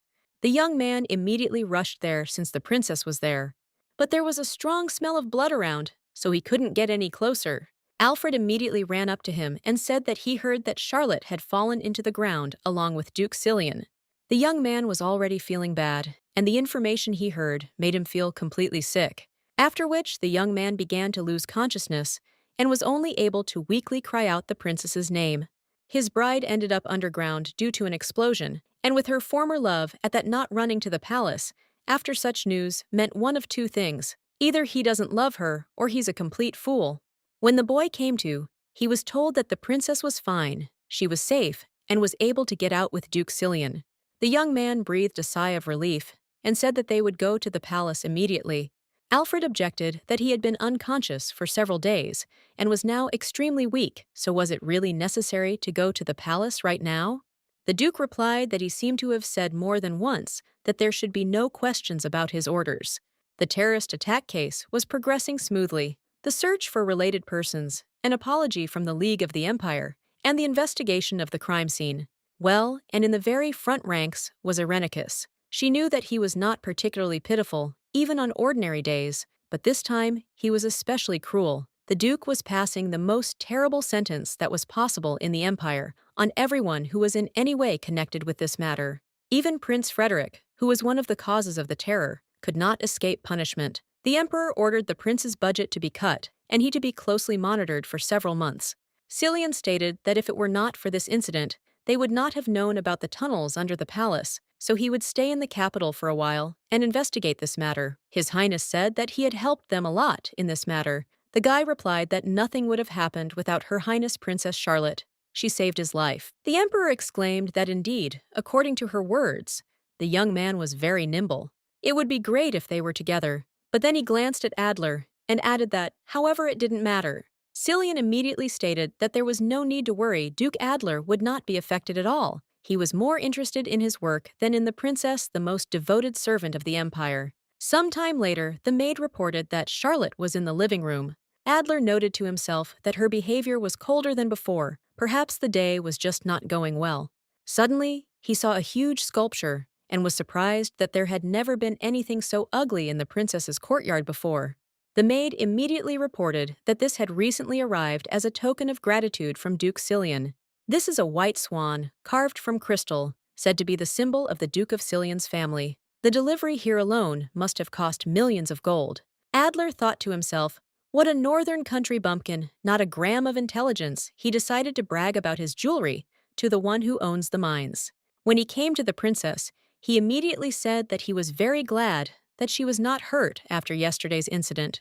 After he started mumbling something unintelligible, trying to explain what had happened yesterday, the girl interrupted him and said that everything was fine. There were a lot of wounded yesterday, so she understood perfectly well why he hadn't come. Let her not worry, everything is really fine with Her Highness, and she is not offended. His prepared excuse did not have time to be uttered, as the princess interrupted him and smiled warmly. The girl added that she knew his situation very well, plus he had enough to do without her, so everything was fine. She had no reason to be upset. The young man did not understand why all these words were like a blade to his heart. It was true, but he really wanted to say that it was not so. After which, he said that all people who slander about this incident will be punished. When the princess said that, she realized that he meant the gossips, but she did not hear his criticism among their words. The Duke realized that she had read everything. Charlotte added that his reputation would not be damaged by this incident, but that was not the point. The young man did not understand why she was comforting him, since all these gossips were criticizing her. After which he said that she has to listen to all these unflattering remarks about herself because of him, so she can blame him for everything. But he noted to himself that it would be better for her to be angry with him, angry and scream. How could he leave her in such a position? But the girl objected that he was saying such things. She was very sorry that the dress was ruined. She was asking for forgiveness for ruining his gift. Adler exclaimed, "What difference does it make? He can buy her at least 20 of these. Does she really think that he behaves like this because of this?" The princess laughed and said that the truth was fine, so there was no need to worry so much and blame yourself. Suddenly, the young man asked why she said that everything was fine. Our heroine answered, because she likes him, and it seems like he's heard this more than once. However, his icy and closed heart melted in an instant from these words, and love began to spread between the fragments of ice which seemed to never stop flowing. One could say that this was the first spring that blossomed in his heart. A few days later, the case of the terrorist attack in the Empire was to some extent investigated, and between them and the Duke, who felt enormous guilt towards her, everything worked out. As soon as the Imperial Library, which had been closed for some time due to the terror, reopened, Charlotte began investigating a new case. Suddenly, she carelessly turned the page and cut her finger on the paper. But the wound instantly healed regeneration, the power that healed not only her, but also Duke Cillian. It was definitely magic. So that stone is still magical, but they disappeared long ago along with the magicians, so how did it end up in the basement of the palace? A magic stone that is not fully ripe glows yellow. If you absorb the magic from such a stone, it will be incomplete. Such magic manifests itself randomly and involuntarily. This means that it was an immature magic stone, and the power of regeneration was also incomplete, better of course than nothing at all. But what does incomplete magic mean? And also regeneration, if we were to give it, then it could have been something more aggressive, so that if a serial killer appeared in front of her, she could immediately send him to the next world. Suddenly, the librarian approached her and asked if something was bothering her. The girl replied that no, it was just that the book was a bit difficult. The woman said that she had been working in the library for 15 years and did not think that she would see her so often. Our heroine replied that she should get ready, since the princess would come very often and bother her. After seeing the picture in the book, the theologian stated that she was interested in magic and the woman was just writing a scientific article about magic stones. The girl replied that she knew that the wizards had disappeared because of the disappearance of these stones, but whether she knew why, she thought to herself that she needed to be careful and not show too much that she was very interested in this. The woman explained that several thousand years ago in all countries, the mining of these stones was so active that eventually they disappeared completely. The reason for the interest was that in war, wizards were the main weapon, and in their empire, they have not been mined for more than 50 years. However, there is a teaching that a magic stone can be born under special conditions, and she is studying this issue. It turns out that wizards are born thanks to a magic stone after undergoing careful selection and preparation. However, in extremely rare cases, it is said that a person can absorb magic if the stone chooses him. Our heroine muttered, and if it turns out that such a stone appears in the empire again, and someone becomes a magician, then what will happen? The woman replied that there would be chaos. The empire would definitely find a way to use this man for its own interests, and enemy countries would try to get rid of him. When asked if this wasn't some kind of attack magic, but simply healing, the librarian replied that this gift is the hardest to obtain. They say that such a person receives the patronage of God himself. Then someone rang the bell on the counter, and the woman exclaimed that it was Mrs. Adler. "I'm coming!" Upon seeing the princess, the woman immediately bowed to her and said that she was glad to meet her.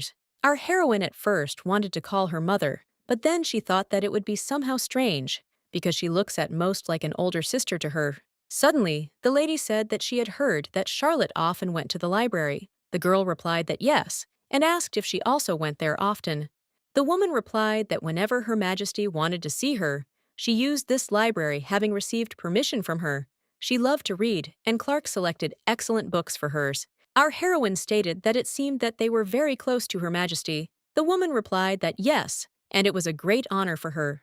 She herself was not of good pedigree, so she had no connections in the secular world, but the Empress treated her very well, for which she was very grateful. When the lady left, the librarian exclaimed that she was as modest as she was beautiful, and that they would soon become one family. Charlotte noted that she apparently was also very friendly with her. Clark replied that of course she often dropped by the library and treated her kindly. Our heroine immediately came to the conclusion that since she also visits the Empress, often she doesn't like all this. Meanwhile, the Duke wrote that last time she had chosen the place for the meeting, and now it was his turn. Having received this letter, the princess thought that she had finally received an invitation. Going outside, our heroine was surprised when he managed to add a golden lion to the figure of the swan. The maid immediately exclaimed that these were not just any things. This crystal swan is worth 10 billion, and the yellow sapphire lion is worth 20 billion. Adler sent her this crazy lion statue, as if competing with Cillian's crystal swan statue. How many treasures are hidden in his mines? He also sent 20 of the most luxurious dresses from the boutique, but she asked him not to worry about the situation during the Banquet of Empires. It seems that he still feels very guilty in front of her. Could it be that he is somehow connected with the terrorist attack, as he suggests? John. After that incident, the right to develop the mines of Duke Demios actually passed to the House of Adler. The yellow sapphire may also have come from there. The thoughts were interrupted by the voice of a young man who greeted Charlotte and said that he was very glad to see her. Our heroine muttered that she received a statue, but in the future, he might not bother himself with such gifts. The guy replied that it was a top-quality yellow sapphire that matched the color of her eyes, definitely not a toy crystal. Then he extended his hand to her and said that he had prepared a special place for her today. When the girl wanted to take his arm, Adler for some reason blushed and turned away. The princess immediately decided that he was acting strange today, as if he was hiding something from her. Today, the greenhouse hosts an exhibition of rare plants and animals from the continent. The young man rented it entirely so that they could spend time together. The girl exclaimed how beautiful it was around, but in fact she was very hot.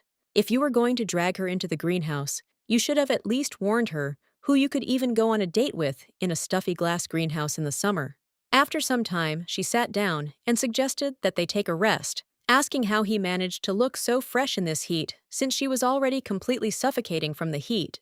The guy coughed and said that he was glad that they were spending time together, and the girl did not understand why he always made such conclusions.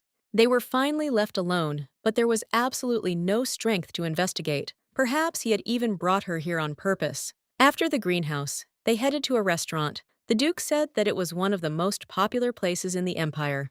Booked 3 months in advance, they were greeted immediately and told to go to a private room. To start, we were offered lard with a dressing of seasonal fruits. The waitress said that the Duke had ordered it, especially for the princessy. The girl thanked him and said that she would definitely try it, but she thought to herself that because of the heat, she didn't want anything at all, but it was a famous restaurant, so it should be delicious. When Charlotte tried a piece, she wondered why he didn't eat anything, but only looked at her. It's poison. How could she forget it was also the cause of death of the victims in the series of murders? It's not her turn to die, yet does he really kill everyone indiscriminately? After some time, when our heroine came to her senses, at first she could not understand where she was. There was a devil with an angelic face nearby. Did he really decide to kill her? The guy immediately explained that she was in the hospital because she fainted while eating. She seems to be allergic to the peaches used in the salad dressing. They say that she was in danger of death, so it is simply a miracle that she came to her senses so quickly, as the groom was obliged to take this into account. The girl felt warmth in her body, probably due to the healing power of the magic stone. The Duke was not at all to blame. Adler continued that he wanted to show her an exotic tree in a secluded place. The restaurant is famous for its fresh seasonal ingredients, so he thought she would like it. The guy planned the perfect date, but it ended up being a complete nightmare. Our heroine noted to herself that he resembled a wet puppy, an elite among aristocrats, but completely ignorant of love. When the Duke added that she loved him, Charlotte laughed and asked what her feelings had to do with it. Adler replied that he simply wanted to please her in response to her sympathy. He was not used to being indebted to anyone. The girl thought to herself that such reciprocity was very strange, especially through a date, after which she said that it turns out he was pleased with her, but they usually reciprocated in kind. And she likes seeing him, so the goal has been achieved. She is now having a lot of fun, the young man clarified, that even when she suffered because of him, Charlotte answered that, yes, because he is very nice. She thought to herself that her surveillance of the Duke and his date had failed, but in fact, everything was just wonderful. A few days later, the princess was thinking that today was somehow boring, both pasta for breakfast and the morning competition. Suddenly, a maid burst into the room out of breath, exclaiming that they had finally brought an invitation to tea. Our heroine was surprised that she ran as fast as she could because of such nonsense. The maid objected that it was not that simple. This letter was from Madame Taylor. Her letters were received only by influential ladies in social circles. Charlotte calmly replied that she had promised to invite her to the meeting of the Imperial League, so she had sent an invitation. Hudson was surprised why she hadn't said anything. Our heroine thought to herself that she was too busy with the terrorist attack. Would she even be able to show herself well? A tea party will take place in one of the drawing rooms of the Imperial Palace. Upon seeing the princess, the woman stated that they had not seen each other for a long time. Charlotte bowed and thanked for the invitation, as this was her first time at her event. Looking around, the girl thought to herself that it was simply unbelievable there was only the cream of society around. Bloomer immediately exclaimed affably that she was so excited by the news that Charlotte would also be coming. To be honest, she was a little worried. Our heroine turned her attention to Camilla and Countess Christine, who fell for the swindler's trick. Madame Taylor said that the princess had done a good job at the meeting of the Imperial League. It is only thanks to her that everyone present can now enjoy tea in peace. The girls exclaimed that it was a great honor for them to meet her. A missed opportunity to meet such a beauty would have upset them greatly. Charlotta noted to herself that how kind it was on the part of the regulars of any event, but at Miss Mostyn's debutante ball, they didn't even bother to say a word to her. After which she said that they were exaggerating. Perhaps her outfits were too modest to attract attention, weren't they? Taylor asked how Camilla was doing. It seems she wanted to open her own business, with the young Countess Abigail how things were going with them. The girl replied that some difficulties had arisen, but she was expecting new opportunities. The aunt stated that it was worth taking a more thorough approach to business. Then, coming to the conclusion that Lady Bloomer was close to Charlotte, the girl exclaimed that yes, thanks to her wise words. The princess's advice was precisely how to assess the risks before starting your own business. Our heroine considered her naive, but at such tea parties, one could say real wars are always waged. The woman said, "Okay, enough about business." The empress said that it was necessary to find a bride for Duke Silian. They had been on friendly terms for a long time, so it was very important to her. He would receive many offers from noble houses. Camilla immediately said that Countess Christine would be a very worthy match for him. The earldom of Abigail had always supported the empire. Aunt replied that they were certainly of great use.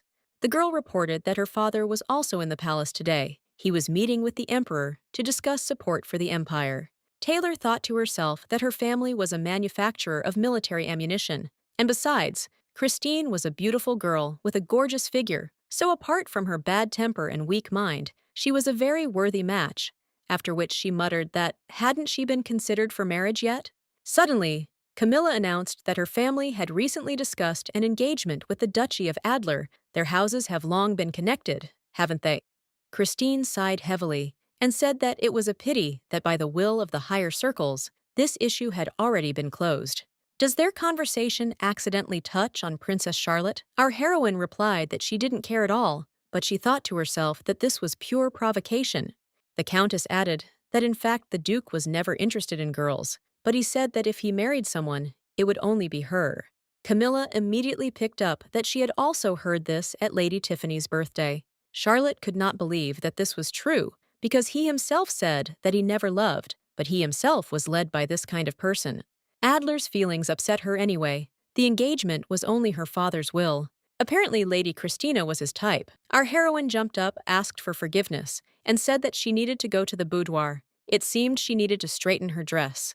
Our heroine stood in front of the mirror and replayed this entire unpleasant conversation in her head. Suddenly, the doors opened and the Countess appeared. Our heroine did not understand why now. Therefore, she immediately said that she needed to go and walked past the girl.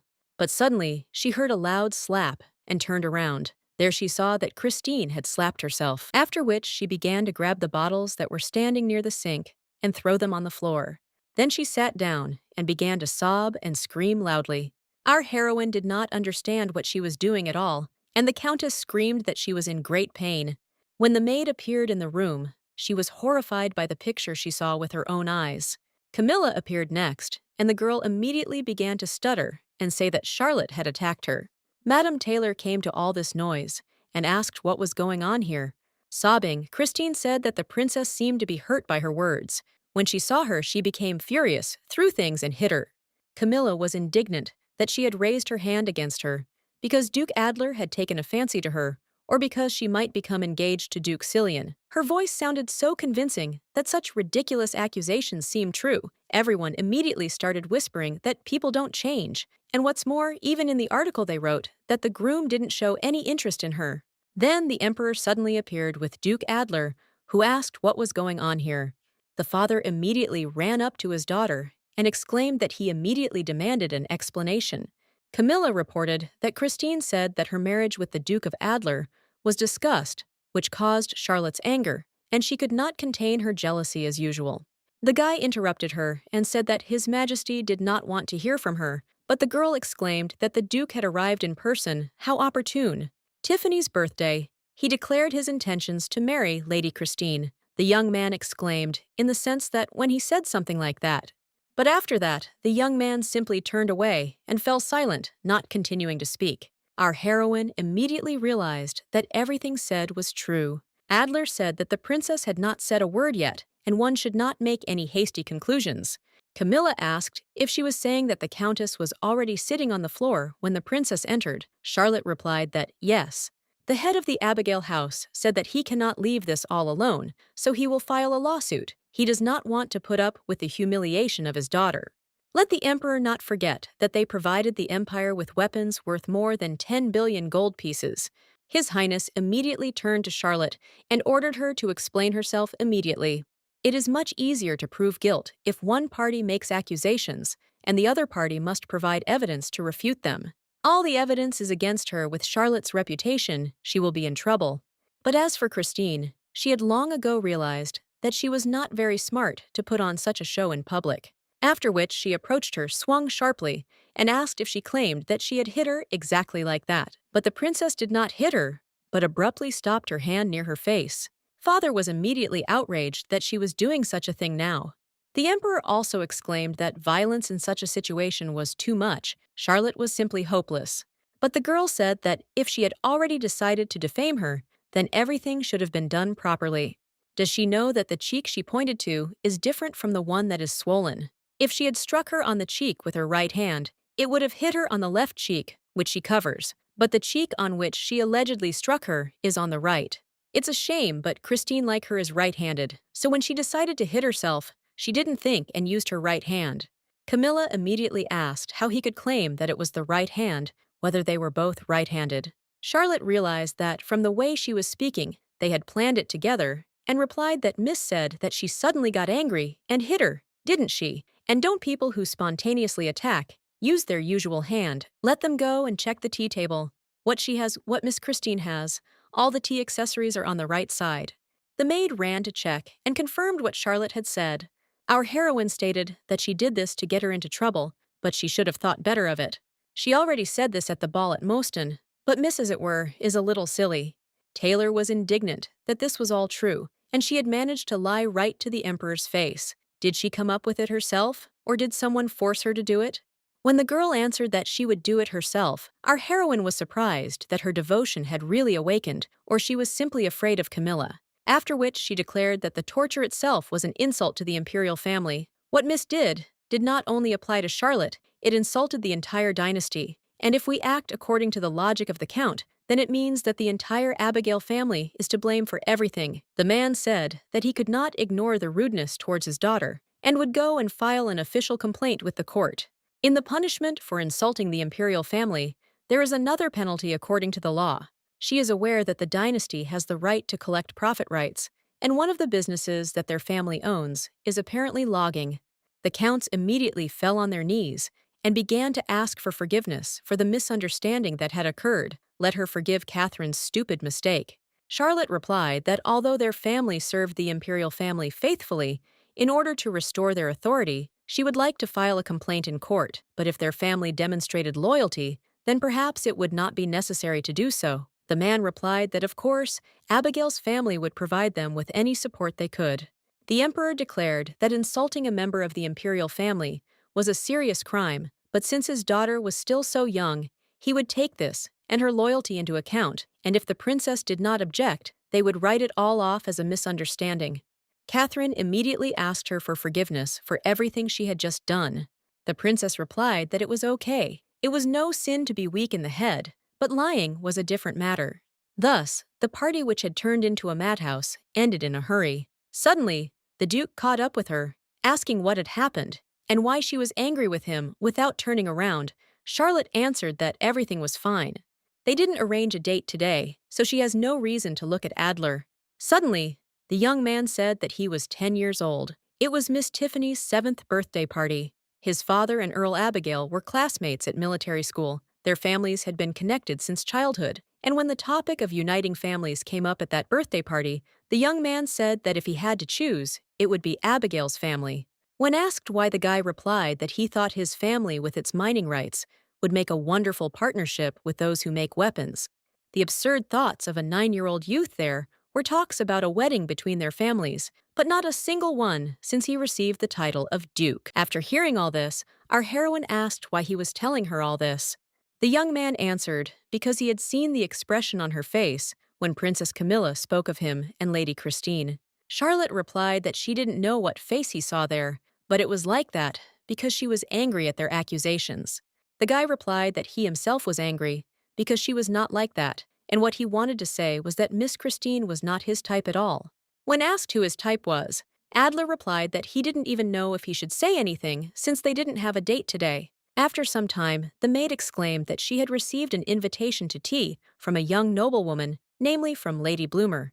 And yet before she had not had a single friend, Charlotte muttered that she sometimes thought that there was sarcasm hidden behind this delight.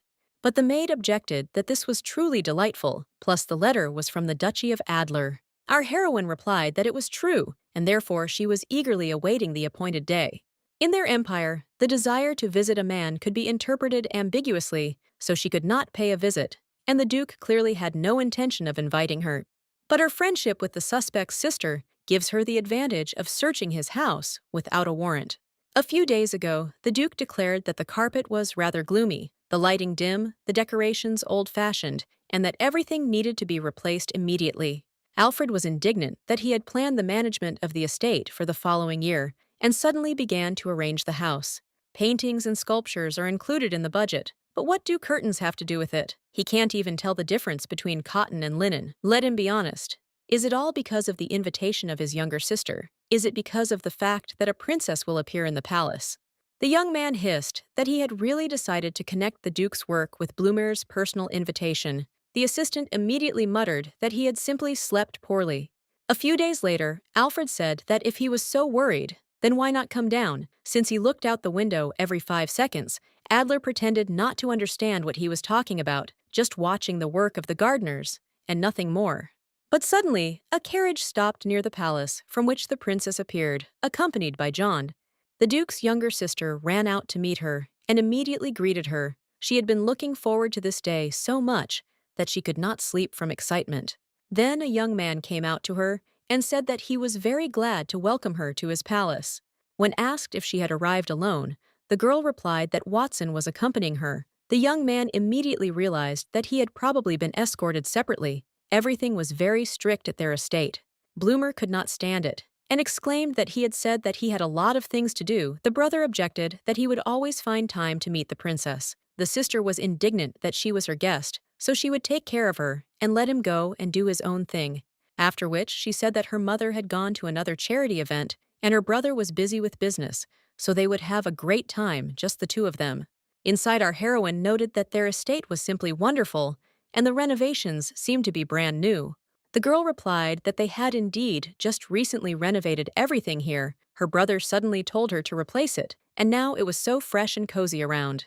Our heroine began to panic. What kind of drastic changes had happened before her arrival? And anyway, he had said that her stepmother was busy with the house, the typical behavior of a criminal, before an interrogation getting rid of evidence. That's why a search is always carried out. Suddenly, could the Duke have suspected anything?